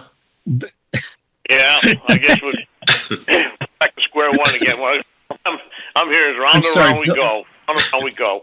So you guys want to start all over again a little bit in these areas. Like Fred said, let's get this thing done. Yep. No, I was pushing to get this done tonight. That was my hope. Let's see. Happy to take Bill- out item 2 and be done, honestly. If that helps. approve it and then amend it. That's the other option. We Yeah, take out item two. and then we can add more detail later. Right. At least we're moving in a forward progress. And then do it as an amendment. Okay. We could do that. Okay. Let me get other comments from anyone. Jamie, thoughts? If that's how the commission wants to proceed, I have the Word document available and keep going through it. Okay. We'd be looking to insert item 1 from Joe Chadwick's about the logistic plan, so that we have something in place to address that, and then if the commission has to amend it to add more down the line, you can. Okay. Dan, thoughts? Yes, the direction that the commission wants to take it, I will absolutely support you in that matter. Not that it's up to me, but I look forward to finding the solution to get something on the books that everybody feels comfortable with and achieves the goals that we had from the beginning. I think at least something that motivated the setback approach from the beginning was that, concern with clear cutting of entire lots where it wasn't necessary. So I think having that default of a 70% upper limit or some kind of setback approach kind of by effect reduced unnecessary disturbance even without having a fully fleshed out plan, because with any plan that's subject to these regulations, you're going to have some part of the site that's preserved, and that those I think that was kind of the original thinking behind it. But if we can still kind of preserve that goal of reducing unnecessary disturbance through this new workshop that we're creating, I think that's absolutely desirable. Okay. Thanks, Dan. John Guskowski, any thoughts? Was that my name? Yes, you. Okay. So for the record, John Guskowski, good to see you guys again. Been working on this one for about an hour, and it's been a wild ride. My broad recommendation, I think, you've definitely gotten bogged down in this 70% versus the setbacks thing. I would broadly encourage you to keep it as simple as possible for both the developers and staff to review those calculations. So broadly speaking, I think, a 70% number or something similar is a much more straightforward approach. But for expediency, I think it's certainly fine to set this little bit aside to allow you to proceed with the decision on the whole amendment. But What again, do you mean set this aside? I mean, adopt something. That if you're, I thought there was some discussion of taking out this number 2, the subsection 2 for now, and adopting the remainder of the amendments. Okay. Which, thanks, John. And again, you spent a lot of time on this, and the volume of applications in Branford it's brisk, but it's not overwhelming, such that the risk of picking a number for now and going with it is not super high in terms of the potential damage done to the town based on picking the slightly wrong option. So it might be better to just pass a regulation, have it in place, and then at some greater leisure see how it's going. Okay, that makes sense. So maybe Marcy said take out number 2, but adopt the rest of it or tweak the rest of it. So Bill Anaskovich, thoughts? I think that a lot of people put a lot of time and a lot of effort into this, and I appreciate that perhaps things in retrospect, folks who participated as members of the drafting committee didn't say things that they might have thought better of in hindsight. But the reality is that You know, I don't, I think this has been with us too long. And I think that if what the commission needs to do is spend a little bit more time on this particular issue of the 70% model versus another model, then pull that out, vote the rest of these changes in with whatever minor tweaks you need to make, and then come back with something once you have an agreement. I think that that makes sense. I would hope that that wouldn't take another year and a half. But you know, I think that out of fairness to everyone, applicants and otherwise, I think we need to come to a resolution on that. But I think that that's a legitimate way to make some progress. Okay. Okay, thanks, Bill. Okay, so let's see, Jamie, can you put the two versions back on? So now we're operating under the model of, Marcy suggests just eliminate number 2, which is the setback one, at least, right, Marcy? Mm-hmm. Yeah, I mean, So I think let's take that pull out. up. Are you, which version are you looking at? You're looking at Joe's I'm version? looking at the version that was sent to me. So Okay. Joe's version, I don't even know, and then I have the older version. But you know, Okay. the beginning paragraph clearly points out that the purpose of the limits of disturbance is to prevent unnecessary clearing. So, you know, that's clearly stated, and we have lots of things to protect the trees and all that kind of stuff. It's really how you calculate it that's in question. So to just have some language that requires a logistics plan, and we've still got the tree inventory within the, you know, requirement. We've still got, you know, appropriately marked, well, to be appropriately marked during Okay. construction from the logistics plan and the removal. I mean, we still have all those things that Right. help protect what we're trying to protect. It's, you know, it's just the issue of how far you Okay. define it. You Okay. know, So what we would be doing, this is, what's on the screen now is Joe's draft. We've agreed on the language for the first one. And I think we Right. tweaked one thing, right, Jamie? You add, you know, just parentheses or something like that. So yeah, we did that. And Right. then number 1, the limits of disturbance on the logistics plan, I think that's fine, right? Everyone agree I with think that? well, I don't think you want, that could be, okay, less than 25% of the project duration. That's fine. Yeah. Right. Okay. So that's good. And Joe, that was what you proposed. And then, so the objection, Marcy, is on number 2 here. And No, it's that's on where we number had. 2 that was sent to me. Which Yeah, isn't and this. it's also number 2, Oh. but it's Joe written, okay. repeats it. Joe rephrases it a bit. Okay. And he added different categories, the buried infrastructure. I thought you did a good job of, you know, adding a different thing for the setbacks. These were things here. This was the one that was sent out, the limits of disturbance. Right. Shall I not don't, exceed like, that's seven. what I oppose. Okay, I mean, I like the that's what you're narrative version objecting. Yeah. Yeah, the chart. Okay. So The we chart can. is 70%. Right. Okay. Now, what about Joe? You had the. What about the one the first one you used, the area of the proposed improvements? Put up Joe's version again. If we delete the setbacks. Okay.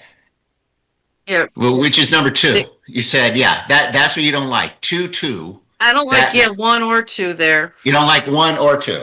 Okay, Yeah. so take the whole out. We don't Yeah. want to put anything on what the limits of disturbance are. That's So what they're you're going to provide a suggesting. logistics plan about what limits they have to disturb. And, you know, I would think we can give a review of that and an opinion. Okay, but we don't have any basis for denying it. That was my point. But anyway, you can work on that. Yeah. If all it says they got to provide one, great. But what if we want to change it? Well, you can't. Regs don't say. That's how regulation works. But anyway, forget it. So I guess I need to go to law school. no, but what is the basis for us for, if there's a disagreement? We need to point to something that they need to comply with. Anyway, we're taking it out, and you guys can work on it. So yeah, two comes out. Right. Okay, so let's go back. Then 3. the tree inventory within the limits of disturbance. And then Joe, you had a version of that one in yours too, right? Can we pull up Joe's? And I think you were suggesting, yeah, okay. Yeah, I just wanted to harmonize the way we measure. Right. Either Okay. breast height or caliper, or we had, at one point we had two different ways of use for that terminology. I just wanted to adopt one. Okay. Jamie. Jamie, can we put that in the current version? Did you do Yeah, that? so Jamie Frederick, I believe that we changed it to caliper as part of the red line edit that we sent out. But we can change it to 12-inch measured 4 feet above ground if that's what the commission prefers. I have no preference. Yeah. Let's see.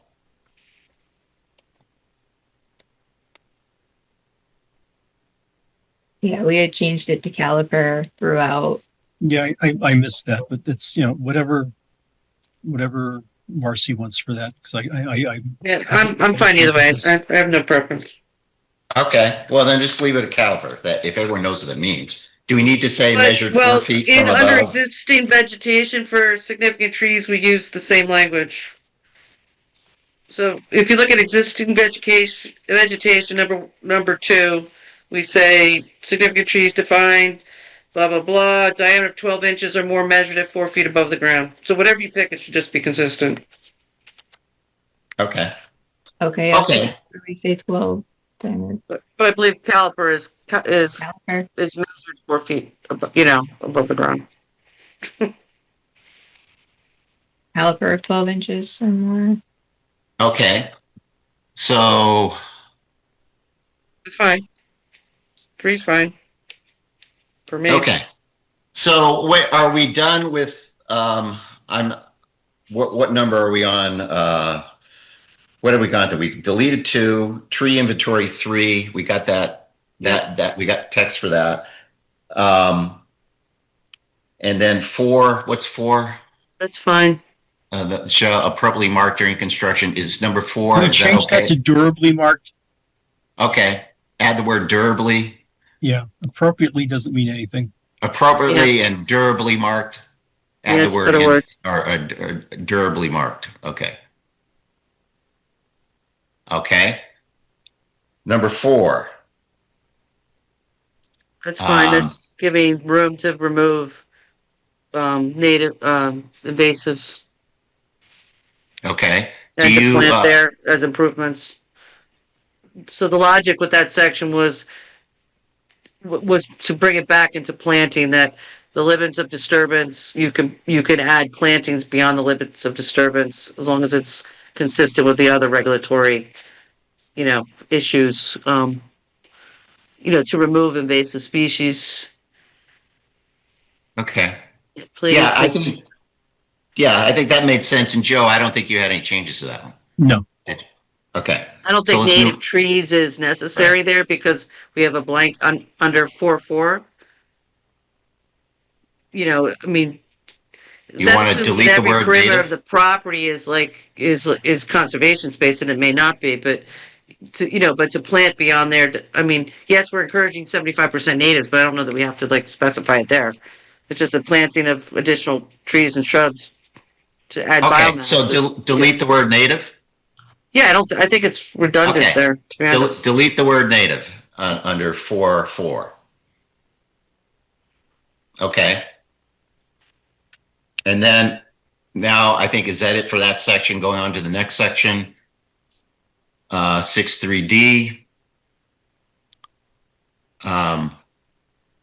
General landscaping requirements. I think I guess my only question was whether native species should lead there versus general planting requirements, or whether existing vegetation should come. You want to flip 1 and 2? Well, I think existing vegetation should come first because that's the first thing that you protect. And then I'm just considering the difference between what order for 1 and 2. I feel like general it would be the next logical, and then native, you know. Yeah, I assume native was put first because we're kind of emphasizing this through the whole thing. But frankly, I don't think it matters. I mean,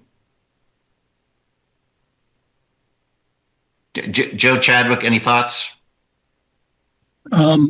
Honestly, in this case, I would go with Marcy. Okay, start with existing, then general, then native. Yeah. Okay, so 3 becomes 1, 2 stays 2, and 1 becomes 3. So you switch 1 and 3. Yeah. Okay. And everything underneath it is fine, because then you go from natives to invasives, which work together. So Okay. I'm fine with all of that. And then 5, I think, was my concern that, when we were in the committee meetings, we had a lot of conversation about that. A lot of things I was proposing was getting deferred to a definitions page. And I thought, honestly, that this was going to a definitions page. My concern about that paragraph with 5 is that it's telling people that they can only use plants from those sources. And we spent a lot of time in the meetings, and I did a lot of research in the meetings around, where native plants were available in the nurseries for, for the main public. And I referenced Pride's Corner has a specific line of native plantings that are available. So while I think these are relevant guides, I just think it's a little bit misleading the way it's placed. So I either want to add language to bring back inclusion of other nurseries, or it's just, I just don't like the way it says reference guides, like it's the only things you can use. I mean, yes, for invasives, but for the coastal planting guide as natives, I mean, a licensed landscape architect has got to source the plants at the nurseries, and they're not always consistent. I can tell you that. So it makes it very hard to select plants and then find them. And I thought I had covered this, and I really, and this is where I was saying at the beginning of the meeting, I lapsed and paid attention why that was still in, to be honest. So I'm not sure what the right solution is. Well, can you add a sentence? It sounds like you're concerned with 1, not so much the invasive one, number 2. Yeah, not less so the invasive, but really 1. So can you add a sentence at the end that says other, I don't know what other authoritative sources. Well, I don't think you say it shall serve as a reference. I think you should say it's one reference, one potential reference that can be used. Okay, but so then I think there's, okay. but there's also native, like I think it's American Beauty at Pride's Corner, which is a major provider in the state. That's their native line, and I mean it doesn't cross check with that. So okay. I don't think we're what about changing shall to may in the number 1? I think it should go in. I think it should be in it should be in a definition section, and you're fine. We don't have a definition section. Well, I was under the impression one was coming forth soon. How about if we say may serve as a reference list, and that kind of opens it for other references that they could come up with, other possibilities, so it's not mandatory. So and if they come, if the landscape architect says this, it says may, then I think okay, and then put that on the list of when we want to tweak this of creating a definition section. You can do it then. But I think I just want to get something we can adopt tonight. Yeah. And then you get to A, where it's like, I don't know why that would be in that section if it's just about the reference guide. Like, I don't know why we're that should be in the modification section if there's an interpretation to what's native or not. I mean, that's just an advisory. It doesn't, we have to do anything. It just says we can ask somebody something. It says we may request, but we don't have to do anything. So and then I think why is it there? Why is it there? I don't know. Yeah, if it's just maybe because the committee that came up with this, that had input from all different people in town, came up with it. I don't have a problem with it. And if that was the consensus and it makes people happy, I'm okay with it. That's the bottom line for three me. of us, and it was Mikhail's writing is where it came from, is my understanding. And then Yeah, B, I feel like needs to be under the native section, not under reference guides. That the use of cultivars, natives, and hybrids, is acceptable. I mean, that's what we had decided as a committee, that was acceptable, not if reviewed and approved by the commission. To me, that was considered a native plant and should be in number 3. Like B should be in number 3 and take out. To me, this is saying it's referencing review such list. So we're saying, hey, that's what it intended. If Conservation Commission doesn't, if someone says, I don't like this guide, we can say, well, Conservation Commission, what do you think? Because that's what we're asking them to do. Asking them to review such lists and provide recommendations regarding native species. I don't see the relevance. I think that A is not relevant. I think that B should be under item 3 for native species requirement, and explain that we will allow nativars, cultivars, and native species and hybrids, because that's the only way you're going to be able to source these plants. I mean, I just feel like I'm talking and beating my head against the wall as a professional, and I'm trying to explain this to a planner and an architect, and they didn't understand, and it's like, I don't know, it's just wrong. I don't know how else to say it. It's just wrong. It's because it's not the reality of how you source native plants. So I mean that's the section is it's a reference guide. If someone comes in and says, well, what is a native plant? And it says, okay, here's a reference guide. It's an optional that we may look at. That's to me. That's fine. Yeah, that's fine. That's what it says, right? That's the whole section. Reference guide for native and this is what it is. How do we know what we're talking about? That's what it is. But if you don't like A and B, we can take them out. It's important to specify that nativars, cultivars, and native species and hybrids are allowable under the count for the 75% calculation. And it does not say that. You think that's unclear in 3? That's what I'm saying. B needs to be part of number 3, not number 1. That was a decision that the committee made, and it's not being reflected appropriately. Okay, so you want to move B up to number 2? Native species requirements. Okay, so move that up to number 2. That it's allowable. It's not a subcategory. It'd be a number 2. Yeah, well, I think it's a that they're considered. Well, maybe it's a 2, but that they're considered native plants in the calculation for the 75%. Okay, you want to say that? Is that yes. Okay? And I think you need to take out if reviewed, because if a landscape architect is preparing the plan, they're doing that homework. They're sourcing it. They're checking with the nurseries that what the nativar is, what the hybrid is, why it was created, why it's appropriate for the situation. I mean, I put it all in my letter. So, I don't want to get redundant, but it's Marcy, all I'm trying to do is get language we can all agree on. So we move 3 up to 2. The use of native hybrids with at least one parent may be used to comply with the native species requirement is if reviewed and approved by the commission. Period. No, okay. Period. There's no review and approved. Period. It's considered. We decided that's how we arrived at the 75% and why the number is as high as it is. So put a period after requirements and delete the rest of the sentence. Thank you. We don't have the expertise to review and approve it. Yeah, no, Jamie's doing that right here. Okay, so are we okay? Now we're down to, are you okay with 5 now? I would like Joe's opinion whether A is relevant under 5. So request of the Conservation Commission to review the list. Honestly, we said before, it's a may statement, and I avoid the use of may statements, and I don't know what force or effect it would have, so I don't feel it's particularly useful. Okay, you want to delete it? I had assumed someone wanted it in. Yeah, Bill. I think that this is I think 2 things.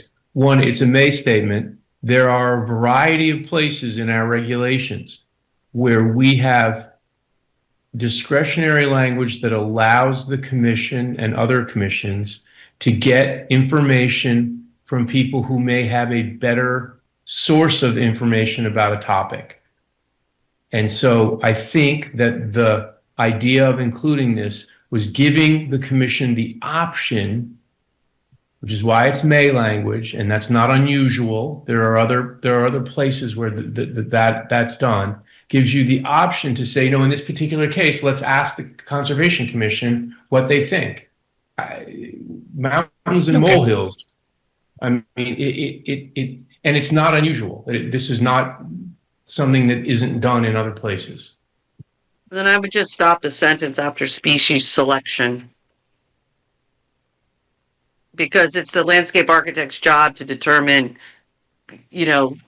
location and orientation and things like that. Okay, put a period after selection, but still allow the option to, okay, we'll do that. I mean, yeah, because then you're saying do you consider this a native? How it functions in the environment, where it's placed, the orientation, the color, the timing, all that. Those are design considerations. That's not something that conservationists are typically trained in. Okay. This is for development. This isn't for, the land trust property. You know what I mean? Like, I don't claim to design in the land trust property the way things are naturally occurring ecologically. There's different considerations that happen in development projects and what your clients and what people want from you to accomplish with the planting and how it looks and what attracts customers and how that affects their brand and visibility for sight lines to their sign and all kinds of things that are completely in addition to the importance of conservation. So I don't want to negate the importance of conservation, but there's other layers that need to be that happen in the process. Okay, let's in the interest of moving on, let's try 6.3E, landscape requirements. Will we modify two underneath that to have the same format? Because there's seemed appropriate for the conditions within the town of Branford. That needs delete that. Yeah. Okay. And you make the period there. Make that pull that out as an A. Yeah, that's just extra. I mean. Okay. And I think that's consistent now. Yep, that makes it consistent with the deletion in the first part. Good idea. Yeah. Okay, can we move on? 6.3E? Landscape. I just don't know when articulate and break up came into play. Yeah, I thought, Joe, you had some great suggestions on this thing. I thought you made some real good points. So Joe, where is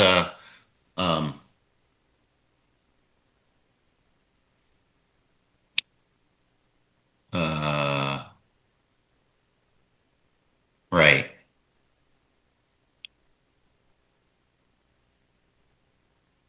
First of all, yeah, you call it planning objectives. I thought that was it's versus standards. I think that was a good one. Yep. And then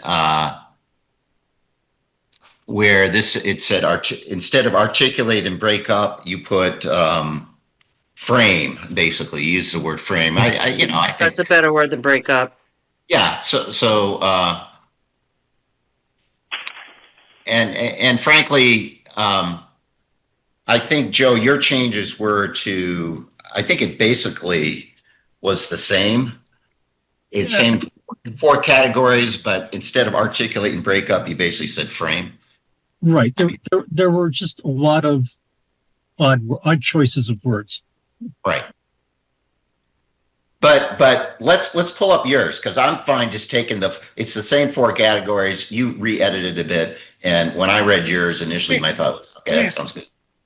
This is Joe's right here, and the following, we call it planning objectives, which I think is probably better than standards. And then you had frame the views, describe the boundaries. It was the same 4 categories, and so I thought that, those look good to me. Give you a chance, Marcy, if you haven't looked at those. Yeah, I'm fine just substituting what you had for. No, it reads architecturally. Right. Yeah. Yeah, I think they use the word in my mind articulate. That's an architectural term, but you know, and this is a It sort was of breakup that bothered me, not the word articulate.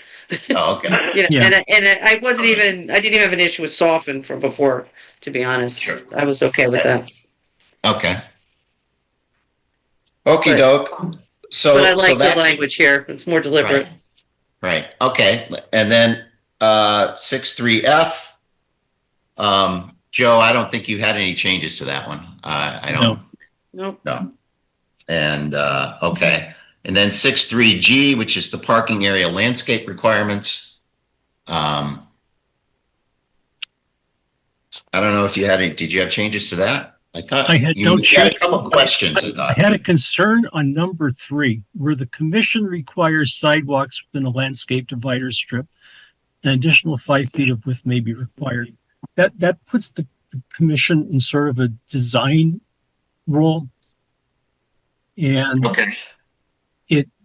I don't like the liability it puts on the commission, because whether we do or do not decide to have that 5-foot strip, if something happens and, you know, well, why didn't you have that 5-foot strip? Why did you have that 5-foot strip? It was your choice. And it's not, it just, We could change that language a bit. I know that, you know, Jamie's in the process of trying to catch up to us here.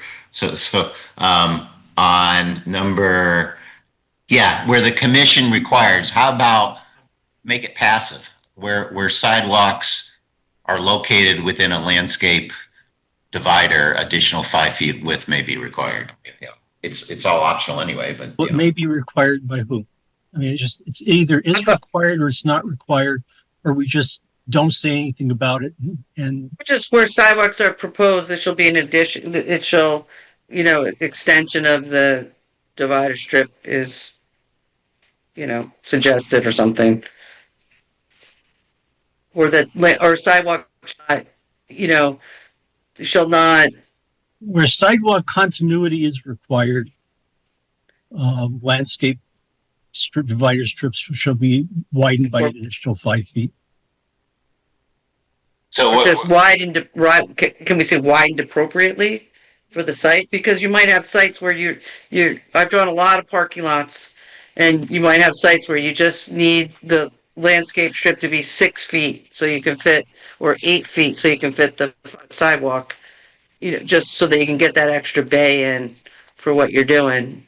And personally, I prefer the divider strip language over the intermittent islands, but I could see when we get into like a really big lot situation and you're counting bays to make it fit, and the designers debating whether they need to angle the parking or something to have more width for the site, you know, that flexibility might be needed.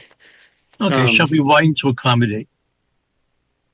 You know, or just can be, I think it can be incorporated in the 10 feet, because you can still plant in 6 feet. You just may not get the tree cover, you know, it may have to be a different design, and they may not make the total tree count as a result of using a more narrow divider strip. do we need to even have the sentence here, or what do you think? I'm not sure which is the legal way to present it, but I'm just giving you the reality in the design world with when you Joe's point is may means nothing unless it's an obligation. It means nothing. Your point is that you may need some flexibility. I don't know how we want to say this. I mean, we could say an optional thing. I don't know. It's a design thing, and it's right. It's just we should just leave it out. I mean, we're just So sometimes even if it's not mandatory, it gives guidance. So I don't know. What do you think?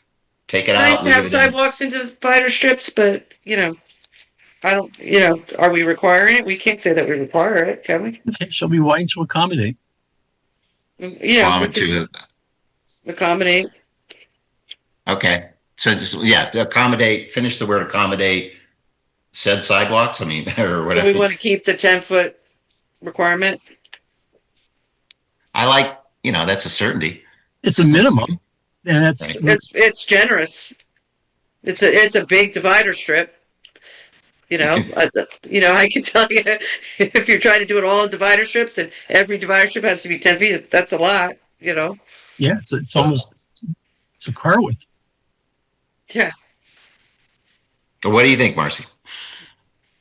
I mean, I think we need to give them a little grace on I think it should be like, well, I'd go to at least 8. Why I don't we think just 8 is delete the second adequate. sentence? Well, I think 8 is adequate for a minimum. That's Okay, you're so saying it's a minimum, right? Like I think 6 or 8 is adequate as a minimum without a sidewalk, and you could still plant a tree in that. To be honest, you see that in urban situations all the time. So I where mean, is it? I lost it. What subsection are we in now? 3.2. So do you want to change 10 to 8 feet, and where sidewalks are required shall be widened? Yeah. I mean, I think the thing we're trying to communicate is we want a landscape strip with the sidewalk, not just a divider being the sidewalk. That's what I wanted to communicate. I don't care what if it's language 50. do you propose? 8 feet, 8 versus 10, and then keep that sentence in? Well, or just divider strip should be a minimum of 8 feet, and where sidewalks are incorporated, landscape strip must be maintained or something, or a landscape area must be maintained, so they don't leave 3 feet on either side of a sidewalk and don't plant it. Okay, so change 10 to 8. And where sidewalks are required, a landscape driver skip shall be maintained. The landscape divider strip shall be maintained in additional width, may be required to accommodate the sidewalk. We gotta. That makes.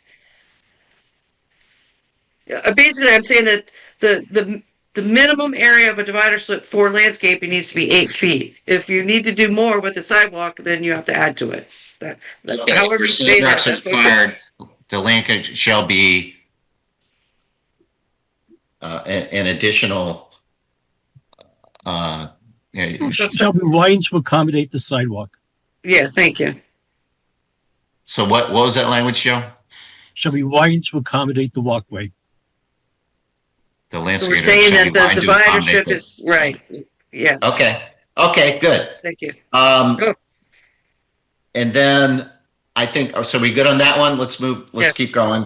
And number 4, I think, Joe, you had a question. Why are we saying as appropriate? So Especially I think we can. Parenthetically, yeah. Yeah, so we can delete that, I think, right? Yes. Okay. So delete as appropriate. This is number 4.1a. Right. Yeah. Oh, no. Up. There you go. Right there. That parentheses, just to get rid of that. I guess add a period. And B, I would take out tall ground cover. That implies grasses. Ground cover plantings don't typically reduce head glare. It's shrubs and they could be, various heights, but not tall ground cover. So I think B should just be shrubs. Shrubs shall be incorporated to reduce head glare, but shall maintain, shall not restrict sightlines and maintain visibility for pedestrians so that they're visible in the parking lot, which kind of got dropped off of here. Yeah, we don't want to write a treatise here. We just let me see. But that was, I'm just telling you things that we were talking about in the commission meeting. Yeah, so that the planting, whatever the planting is in the divider, you don't want to spec rhododendron that's going to go 15 feet and create a barrier and affect a sight line or make it not visible for people to be seen as they're walking in the parking lot. So we're saying shrubs shall be incorporated to reduce head glare, but shall not restrict sight lines or visibility of pedestrians. Okay. So shall be incorporated, add those words right now. Shrubs shall be incorporated. To reduce headlight glare. Headlight glare, period. But comma. Yeah, but shall not be shall not grow to heights to restrict sightlines or pedestrian, pedestrian traffic. Well, we can't tell what it should grow, but should not be, Should not limit, or should not restrict sightlines or visibility of pedestrian traffic.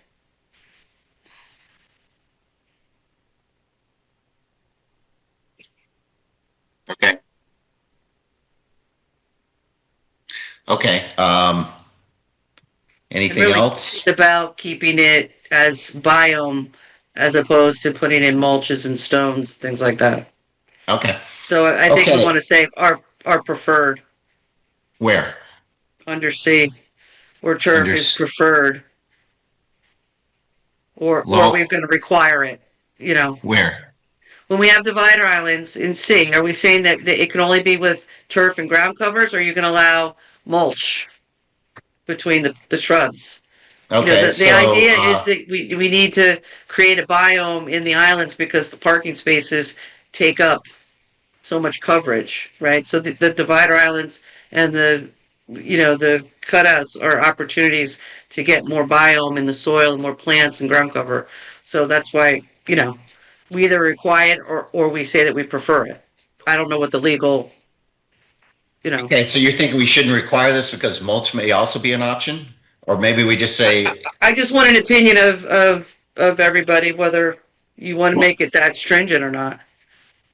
That's and we all say, what does Marcy want? So, or Marcy and Joe want? So whatever. What do you recommend as someone in the field who does this stuff? I mean, because I don't. I mean, I think it's creating a layer. Like if you're requiring them to plant or mow divider strips, you're putting stress on the business owner to maintain landscape, and it's easier to maintain the landscape with mulch. But from a conservation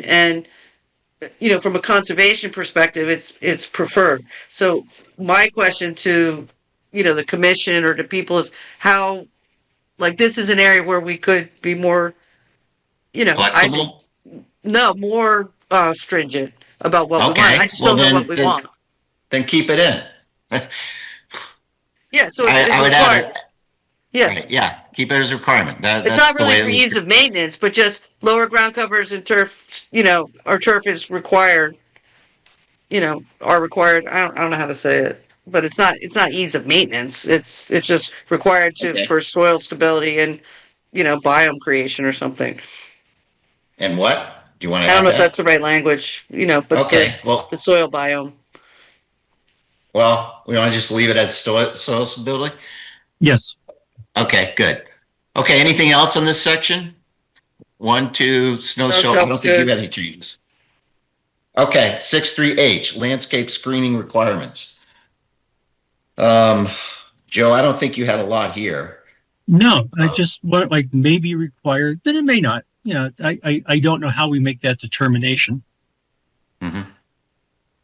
Right, I don't know. I mean, I think one of Marcy's themes is we want the professionals to have some flexibility, and that's kind of like a both. May is optional, required is mandatory. So we're kind of like giving ourselves flexibility to require it. I want the screens to have a variety of plant materials and not be a continuous row of arborvitae. That's Right. all from the screen section. And this seems to, lay some of that out, in my mind. Okay. Yeah. Are we good with the language? I mean, in reality, I think if there's I haven't known an applicant who hasn't been willing to change the tree types if we've asked them.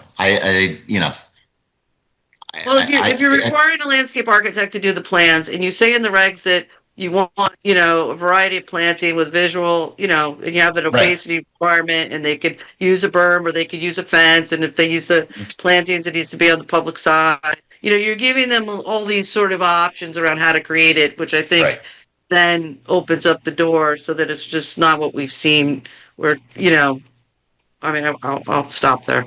I'll say something that should be on the record. Are you good with 6.3H? Because I don't think, Joe, you had any changes to this one other than the question. No change. I just Well, how to administer it. That was my only question. yeah, okay. Do you have any suggested changes? I do not, because this is a Okay. range of expertise as far as the making plants and stuff like that. Right. Okay. Then let's keep going. Keep scrolling down. 63H. I, Okay. Stormwater structure and landscape requirements. Joe, I don't think you had any changes to that one. No comments there. Right. my only, and I don't know why, I could swear that this was somewhere in one of our drafts, and maybe this isn't the time to add it, but the issue with stormwater structures that are left open and with that much natives, if you look at Vets Park where they put the structure, it's unkempt and unmaintained. Like, they should be set off in the periphery of the site, adjacent to the, conservation type area if possible. And I don't know if that's language we can add in or we just want to skip it, but that's my only issue with, I mean, it's stuff, and I would like to see also language that gives preference to a stormwater landscape basin as opposed to like just an open, rip-wrapped hole in the ground. I mean, we have a whole separate stormwater section, right? I mean, this was just sort of related specifically to landscaping. I don't think this was intended to be comprehensive for all stormwater. I don't think. Well, I would like this to encourage. I mean, I don't think we're requiring it as a stormwater solution, but I mean, I think this is a good conservation opportunity to encourage, rain gardens and stormwater basins in plans. If they're going to do a detention or retention basin, that it's a water quality with plantings as opposed to, just riprap and fenced around it. I mean, I think that does nothing for helping the environment. Do you have any language you want to suggest? Well, I don't, and in the effort of time, that would be a suggestion for a future amendment to just Okay. add language about the position and incorporating them, in a later section to give preferential treatment to it. Okay. Okay, so we'll leave that one as is for now. Okay, next one is 63J. Residential just greenbelt buffer. I think you had just a tweak on something, Joe, I thought on that one, or No. no. I think Okay. Okay, yeah, Well, you refer back to the screening, which seems logical. yeah. You didn't there's a reference back to 63H. Joe, it wasn't in yours. Does it make, what was your thought there, or what? Yeah, no, I whenever I can remove those direct references, direct addresses, I do that. Maybe I missed this one, but it's if you guys want to keep them, that's fine. Okay. We'll just leave that one as is I don't then. care. Let's go on 63K. I think you had a slight tweak for something, or I don't. We were moving that forward in the Oh move yeah, that I want to forward. move this section Yeah. forward. Is that right? Yeah, that was in the beginning, after Okay. after B, applicability. Okay. Yeah. Can we do that? Move this 63K. It's going to mess you up, and Before we do that, we also wanted to change accredited to licensed. Licensed landscape yeah, professionals. license. Right. Licensed landscape architects, not professionals. Because we refer to licensed arborists in one section after it, which makes sense. So that's consistent. All right, and then we wanted to move this.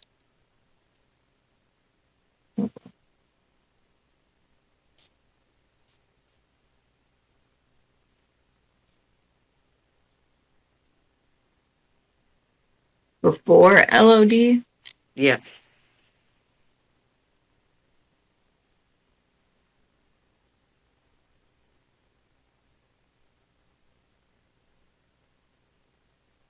And I'm thinking item 4 is redundant since we require them to specify natives to be removed and natives to be remained.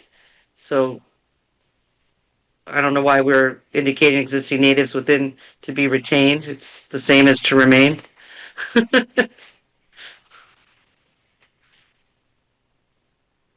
3 and 4 are saying the same things in my mind. To remain versus to be retained, what's the difference? I think 3 is specific to significant native trees, whereas 4 is everything. Can we just say significant native trees or plantings? Or and plants?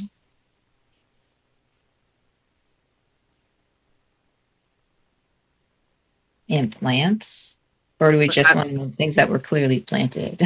And no, because that will go in. This is talking about if there's Oh, yeah. say there's a large Oh. native shrub, that is going to remain. We need to know what it is.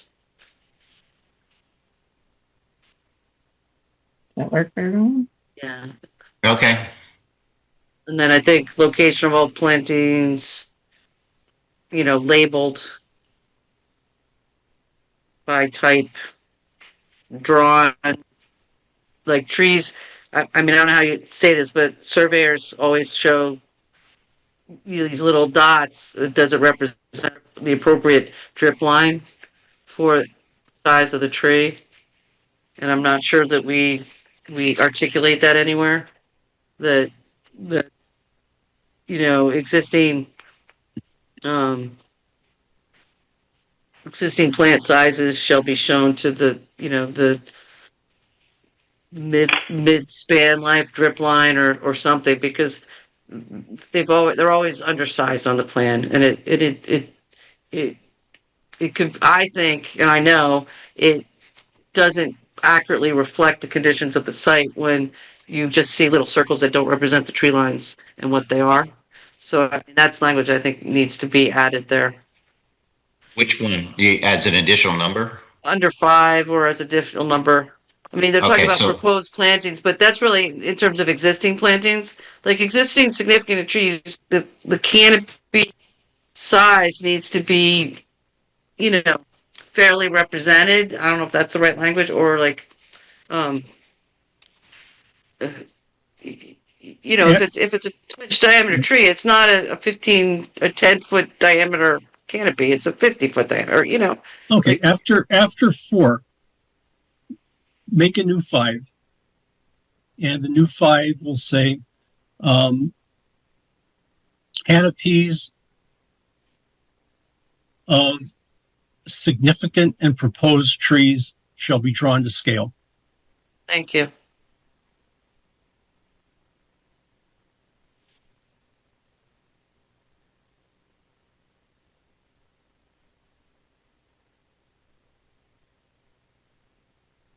Okay. Are we good with that? Yes. Yeah. Okay. Then we gotta renumber that. Obviously, that'll be B instead of K.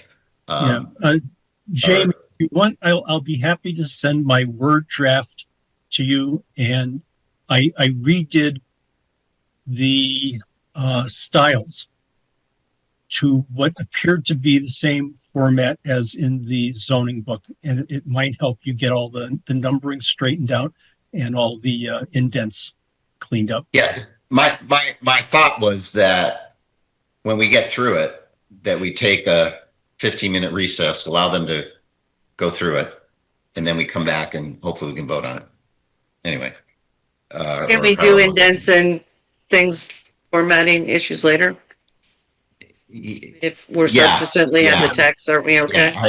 The goal is to let's get it done. The styles in this thing are kind of all over the place.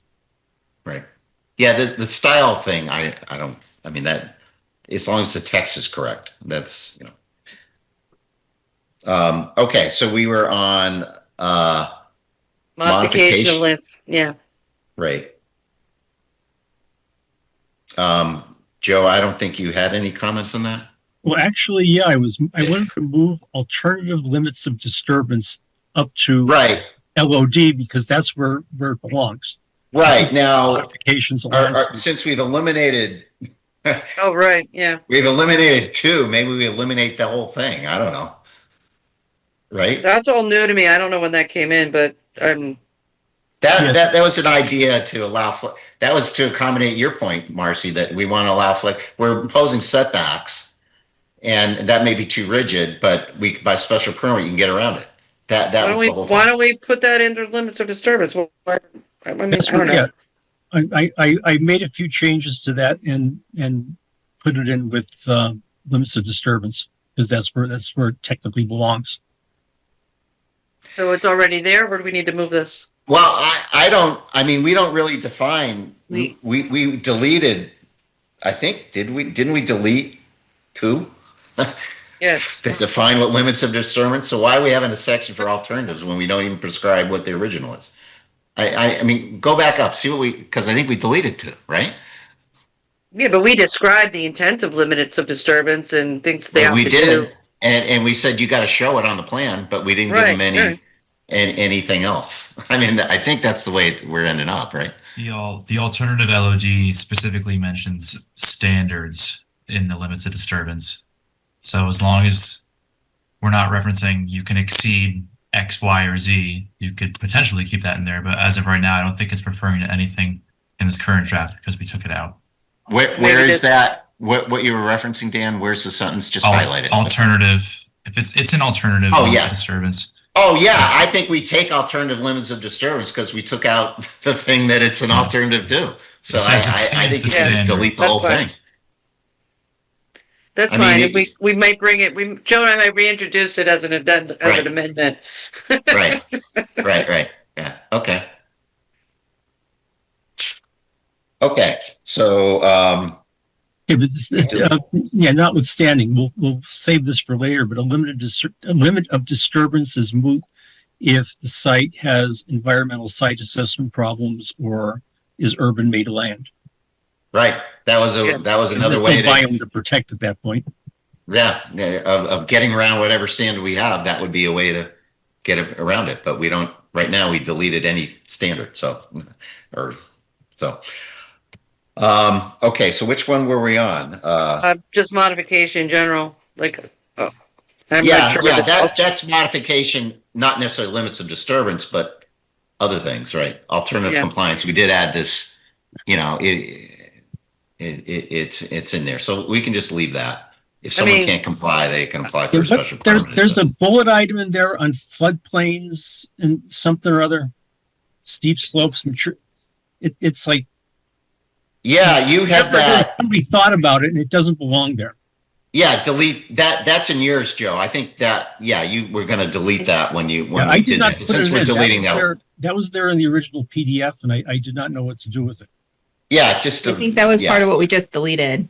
Right, that's what I thought. It was part of what we just deleted, and you thought it shouldn't be in there because the whole idea of limiting disturbance is that if you want more to disturb more land, then why are you doing it to protect? That was your logic. So anyway, but the whole thing is gone. So I'm looking at number 2, plant substitutions. Number 2 shall maintain or improve the native origin percentage and functional intent. I mean, and functional intent.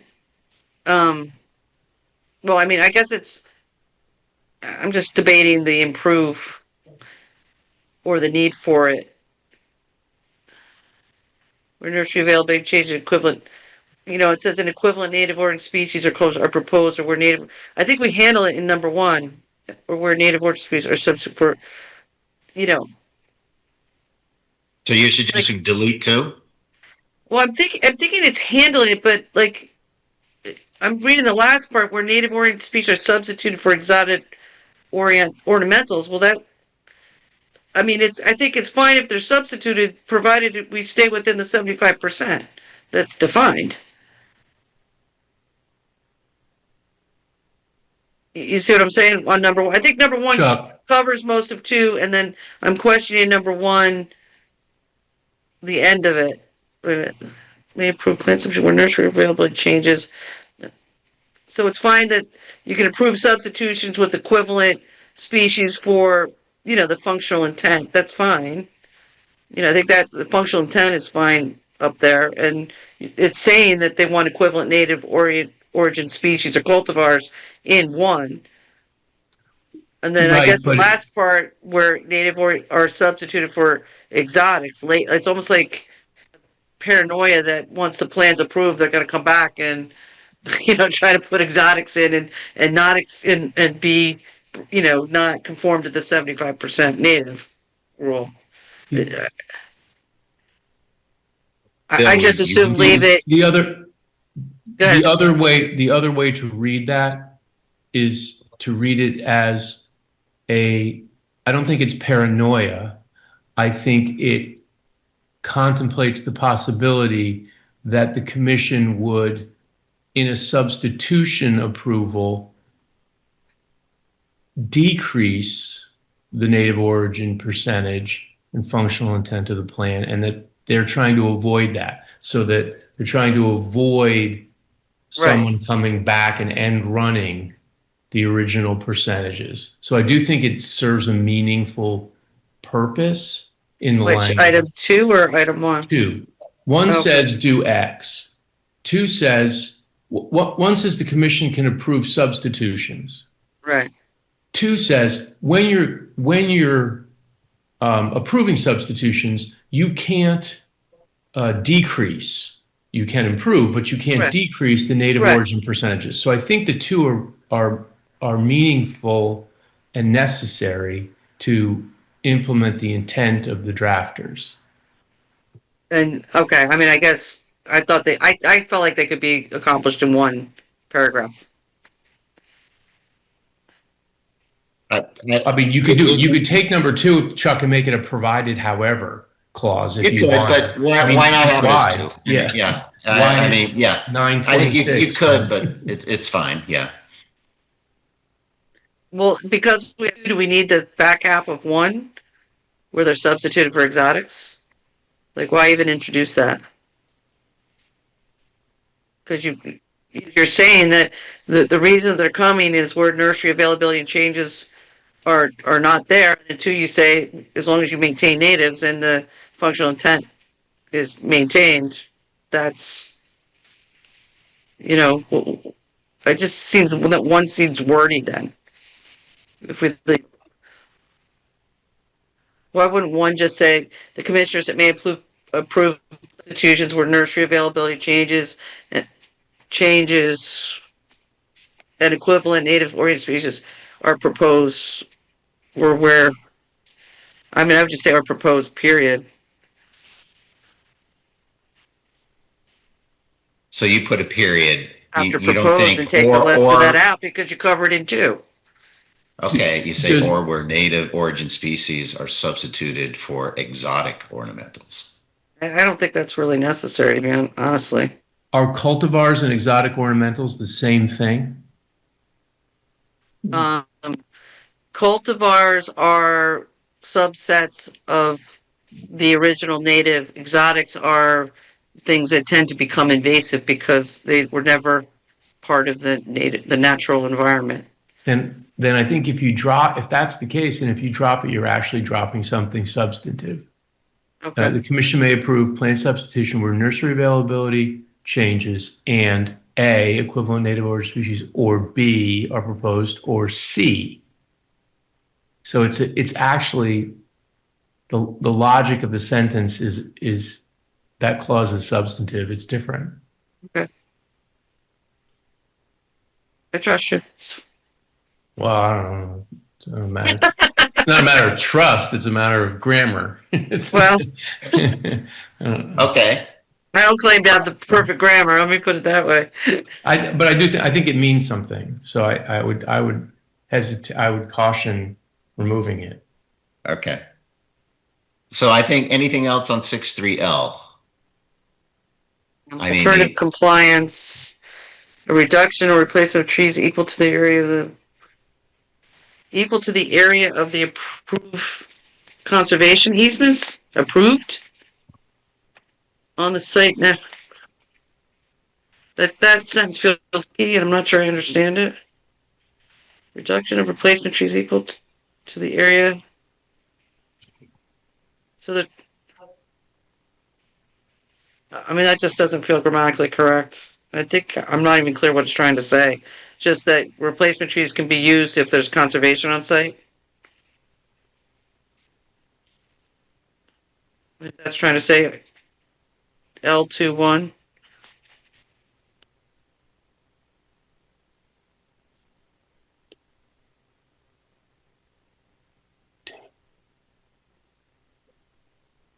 Yeah, I'm embarrassed I picked that up. And any idea about the history of this?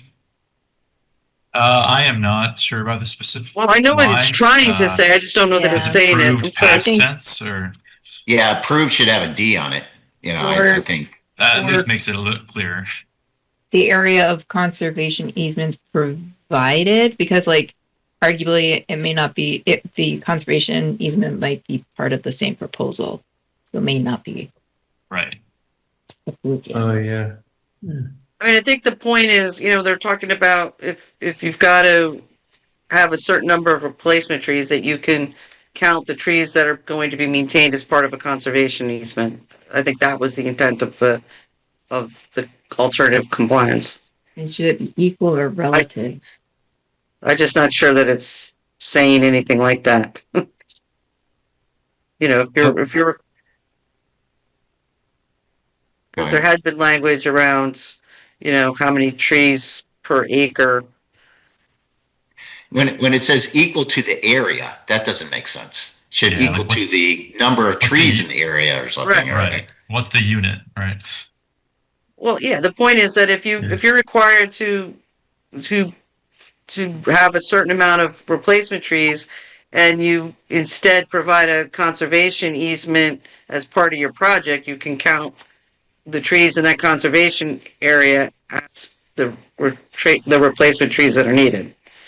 That's a long way of saying what this is trying to say elsewhere. And I just, like we don't need ecological performance and canopy covered is maintained or improved. I mean, that's a whole different concept around protecting conservation easements and what we're trying to do with conservation, not accounting for trees that need to be provided under the other scope of the not the spec, the standard.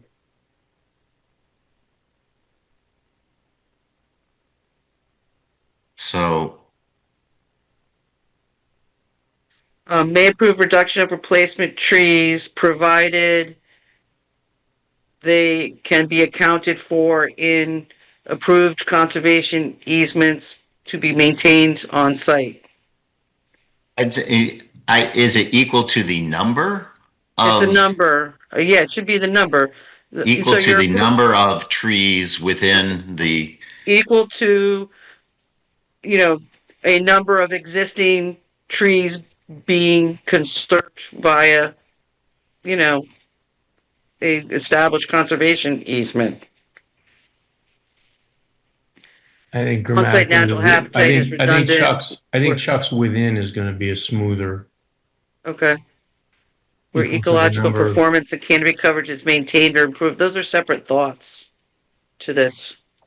I mean, if we want to have a section on how conservation easements need to be maintained, that's fine, but I don't think that's what the point of this number one is. So width should be within. Within, yeah.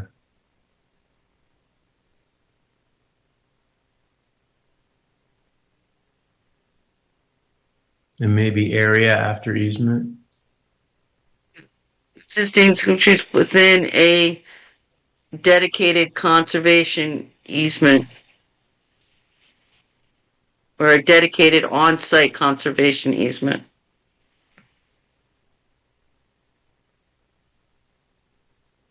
I think on site isn't it? It's too much. Yeah. Well, I think you can end the statement at easement, and then you can get rid of that provides on-site natural habitat where ecological performance and canopy coverage is maintained or improved. I don't think that's necessary. That whole back half. True. Okay.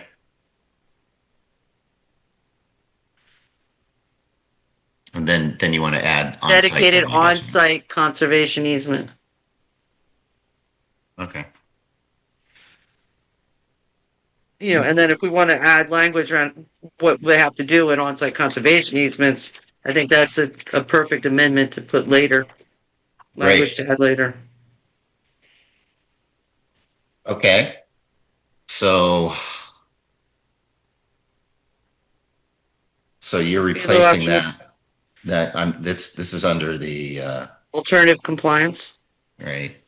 The fee in lieu option may be accepted for tree replacements where on-site space is limited with funds dedicated to public or conservation landscape improvements. Do we have that set up to be able to do that?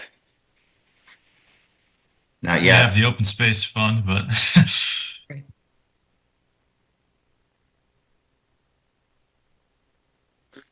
The commission may approve a landscaping plan by special exception upon finding that the applicant has submitted sufficient documentation.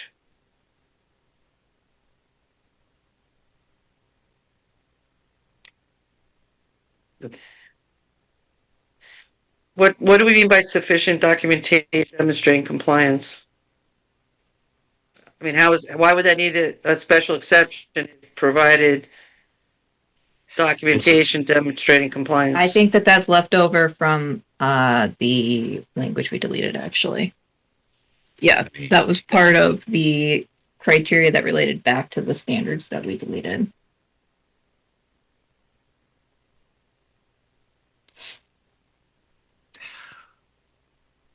So we Okay. That's three removed. Installation shall be. What are we looking at? I've gone on to M. Okay, let's go on to M. And we pull up M. I think Joe, you just had some numbering issues, I thought, but otherwise, right. I just deleted the addresses and just refer to the sections. Right. Yeah. I mean, I could go either way. I think we need to allow bonds to be held. Or we try to eliminate bonds when they can't get the planting in before. I mean, that happens. I know a case in Guilford right now that, you know, they needed to get the person in the house because, you know, and they couldn't because they couldn't plant the lawn. Right. The bonds are already included in section 10. Yeah, I thought they were. Yeah. Yeah, you can get a bond to get your CO. Okay. Yeah. Because one that it has to be planted. Okay. Okay, we're on N now, or what? Yeah, that's okay. As long as they can as long as they deal with the bond, I'm fine with that. Are we leaving the language as is or taking Joe Chadwick's revision? Joe, you just said 10 versus 10.3 or something. Is that what it? Yes. Yeah, I'm fine being precise, but I don't care. I mean, I don't really care. They can find it in section 10 or 10.3. So the issue is if you ever amend the regulations, you got to amend this too. And I get that. Yeah. Okay, so let's on N. Yeah. I don't think we need and design because this is about maintaining the design, not the design should be in the design section. Which one are you looking at? Where? All landscape areas, including plant screens, parking lots, stormwater plantings, and street trees, shall be maintained. And then not and design, just shall be maintained in a healthy, neat, and orderly condition. Sure. Okay. Dead, disease, and severely declining plant materials shall be replaced. Sometimes things need to be thinned. So. Species to maintain design intent and require native orients. Yeah, I mean, I guess that's fine. It is easy. I mean, if it's declining plant material, it basically, I mean, you're going to get natural selection, especially in stormwater situations where you're planting a lot of low perennial type plantings where you're going to get certain perennials that are going to like certain elevations of the wetness and are going to start to over dominate others. So I don't think it's necessarily always a direct replace, but I guess with comparable, yeah, I guess it's okay. Okay. I'm just thinking out loud. I'm sorry. Yep. Operation those requirements should be made with a prior review. Substantial is kind of a vague word. I don't really know how to define that. Where? Under two alterations, one, no substantial alteration. Yeah, because we want to allow. Yeah. How do we? I don't know how I you don't know. regulate that. I just kind of, I don't want to issue a cease and desist if there's some minor thing. I think. Yeah, yeah. I mean, if you think that's enforceable or clear, that's fine with me. Yeah, I think it's an acknowledgement of reality. I mean, we're not, Mhm.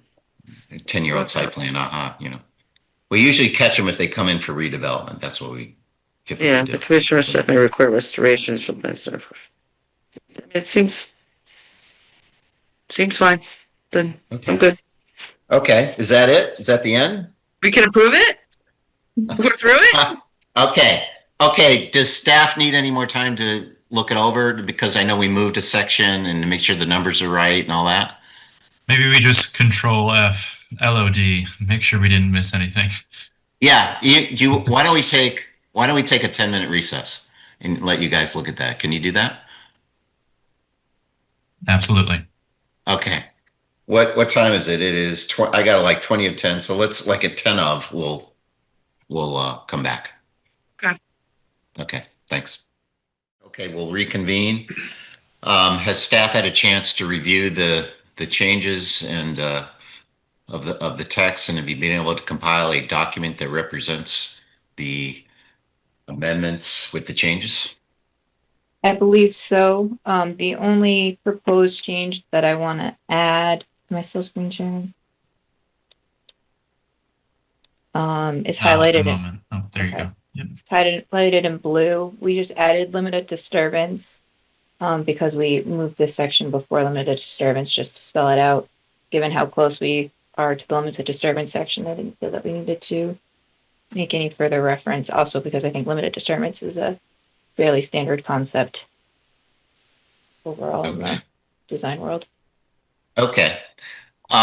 What I'm going to do is, Jamie, what I'd ask you to do is start from the top of the document and scroll it very slowly. And in the meantime, I'm going to poll commission members if we have any further comments or willing to vote tonight. So let's make the rounds.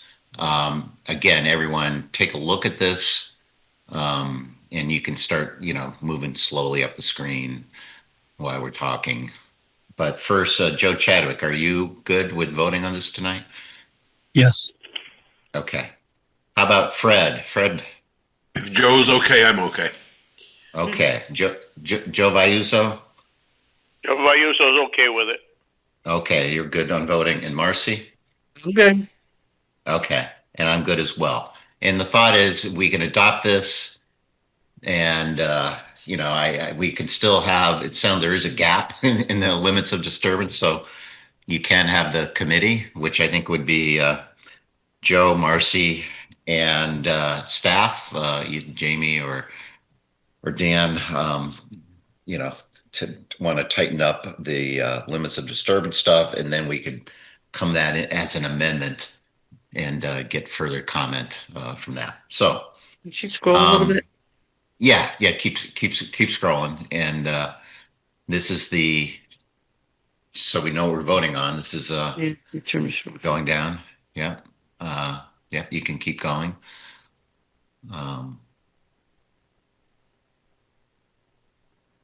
Have seen it, and there were a few tweaks here and there, but yeah.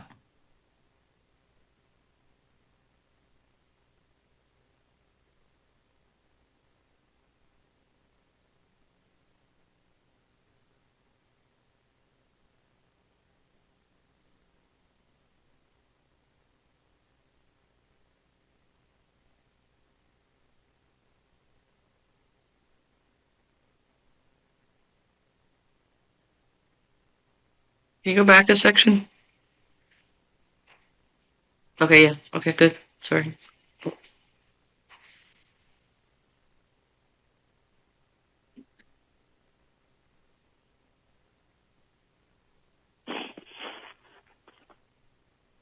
Ooh, when we gonna take out breakup?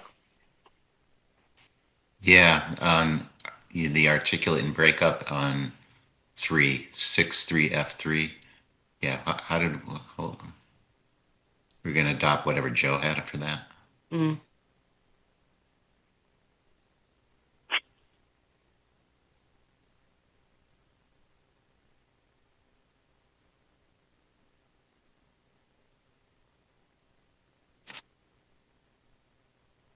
And again, under 3.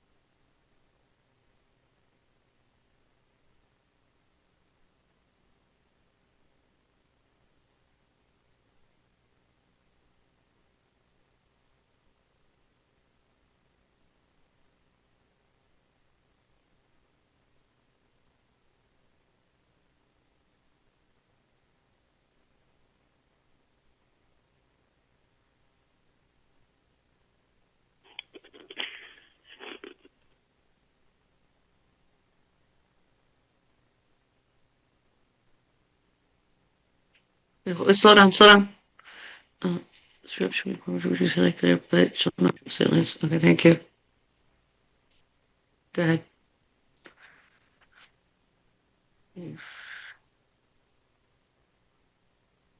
Fine.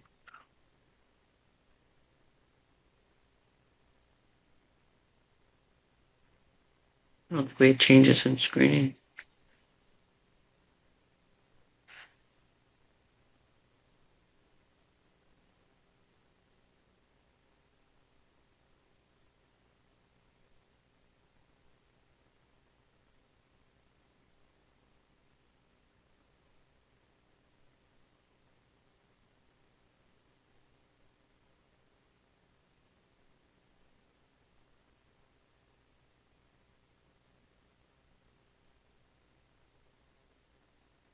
Were we gonna say section 10 or was that just 10.3? Either one. It didn't matter with Wasn't me. sure if Joe had a preference. Joe's preference is say section in the event that you ever amend it, then you don't have to amend this one, but 10.3 is the precise area, but it, if we ever amend the regulations, it's different. So I don't care. I just don't know what was decided. I don't care either. We didn't decide. Do you, Joe, would you What's your prefer? preference? Yeah. The other change that Joe Chadwick made was to move these as subset under 2, which does seem logical. Okay.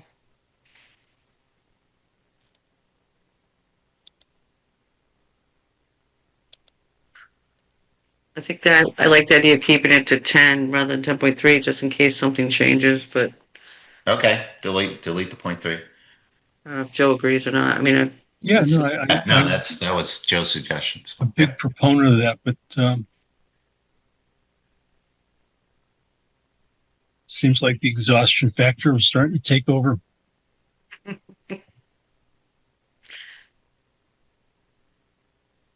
but I think we got through it. Okay, you completed your review? Everyone completed their review of this? I'm good. Okay, okay then. Well, let's see. Does anyone want to make a motion that we, what?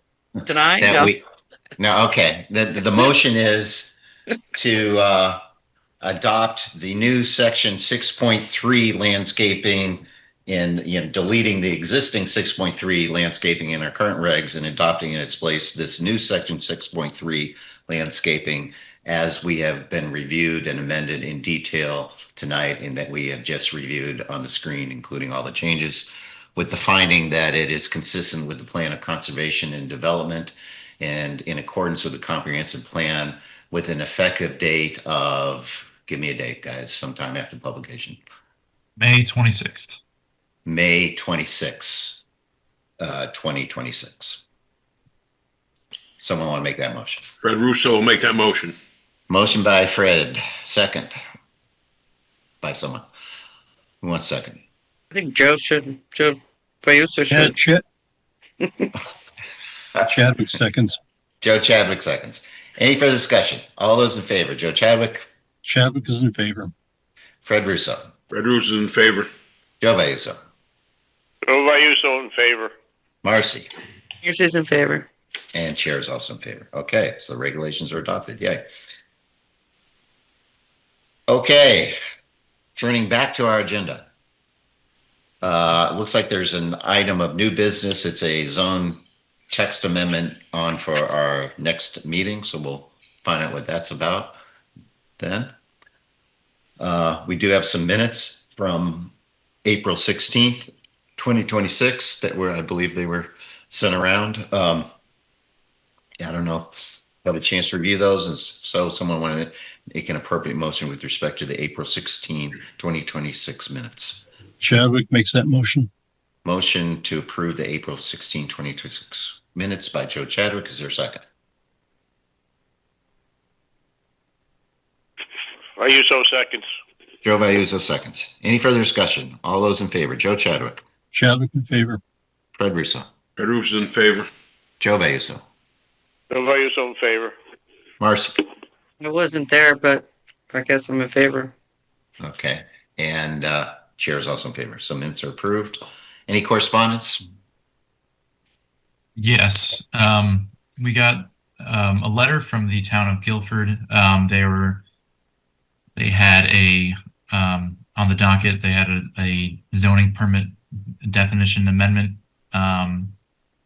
They were just adding a definition for zoning permit that wasn't previously there in the regulations. That was all the correspondence that we received. Okay. Okay. So if anyone's interested in how Guilford wants to regulate their zoning permits, go take a look. That's right. Okay. Yeah, I noticed you had a few pending items here. 1 and 2 concern 850 West Main Street. Jamie, is there something? I assume we've received those applications scheduled for a public hearing, but do you need anything from us on those? I don't believe so at this time. I'm working with the applicant to clarify a couple details so that we can properly notice everything. Will likely be scheduled for the first meeting in June, as applicable. Okay. And then you're waiting deep comments for the third one, 279 Linden Ave. So I guess we're waiting on that, and that'll show up when that's ready. So that other business, what do we have for other business? Jamie, John, Bill, Dan, what do we got? Want to make a quick announcement that Public Act 25-1, the transit community middle housing development portion that is effective July 1st, 2026. We thought there might be an extension granted that didn't happen. So we will be looking at drafting some language to modify the regulations to accommodate those statutory changes and bring that to the commission in the near future, just so that commissioners are aware of that. Hopefully we'll have more information for the next meeting. Great. Thanks, Jamie. Any questions for Jamie about that? That was a big statutory change adopted last year that said by July 1st we're supposed to get part of this thing done. There's a whole bunch of other stuff that will have to be done after that that John maybe will help us out on. So, anything else? Jamie, Dan? Yep. There's a really helpful summary that was drafted by the Office of Legislative Research. They did it on the entire House Bill 8002. I'd be happy to forward that to all the commissioners. It explains it pretty well. It is about 80 pages, but there's only a small section that actually is going to be dealing with the changes that we have to make by July 1st. So I'd be happy to send that to you all if you are interested. It's very helpful to me, at least. Yeah, Dan, that would be I look forward to that. I know there's some paperwork out there that would be helpful. Yeah. Yeah, I believe Scrog also did a webinar on the immediate changes that take effect over the summer, so we can send that out to commissioners as well. Okay, send a link to that. Okay, great. Does Sure, anyone else have anything? Bill, you got? Yeah, I mentioned this to you earlier today, but I was asked to alert you that you'll be getting up to 3 824 referrals from the First Selectman's office on the different solar projects that are pending. This second project, the second array at Ecology Park, and then the array that's planned for the Branford High School roof and the new police department. So the PPAs have been worked out, and it's moving its way through the RTM process as well now. But I expect you'll get that for hopefully for your next meeting. Okay, great. Thanks, Bill. Yep.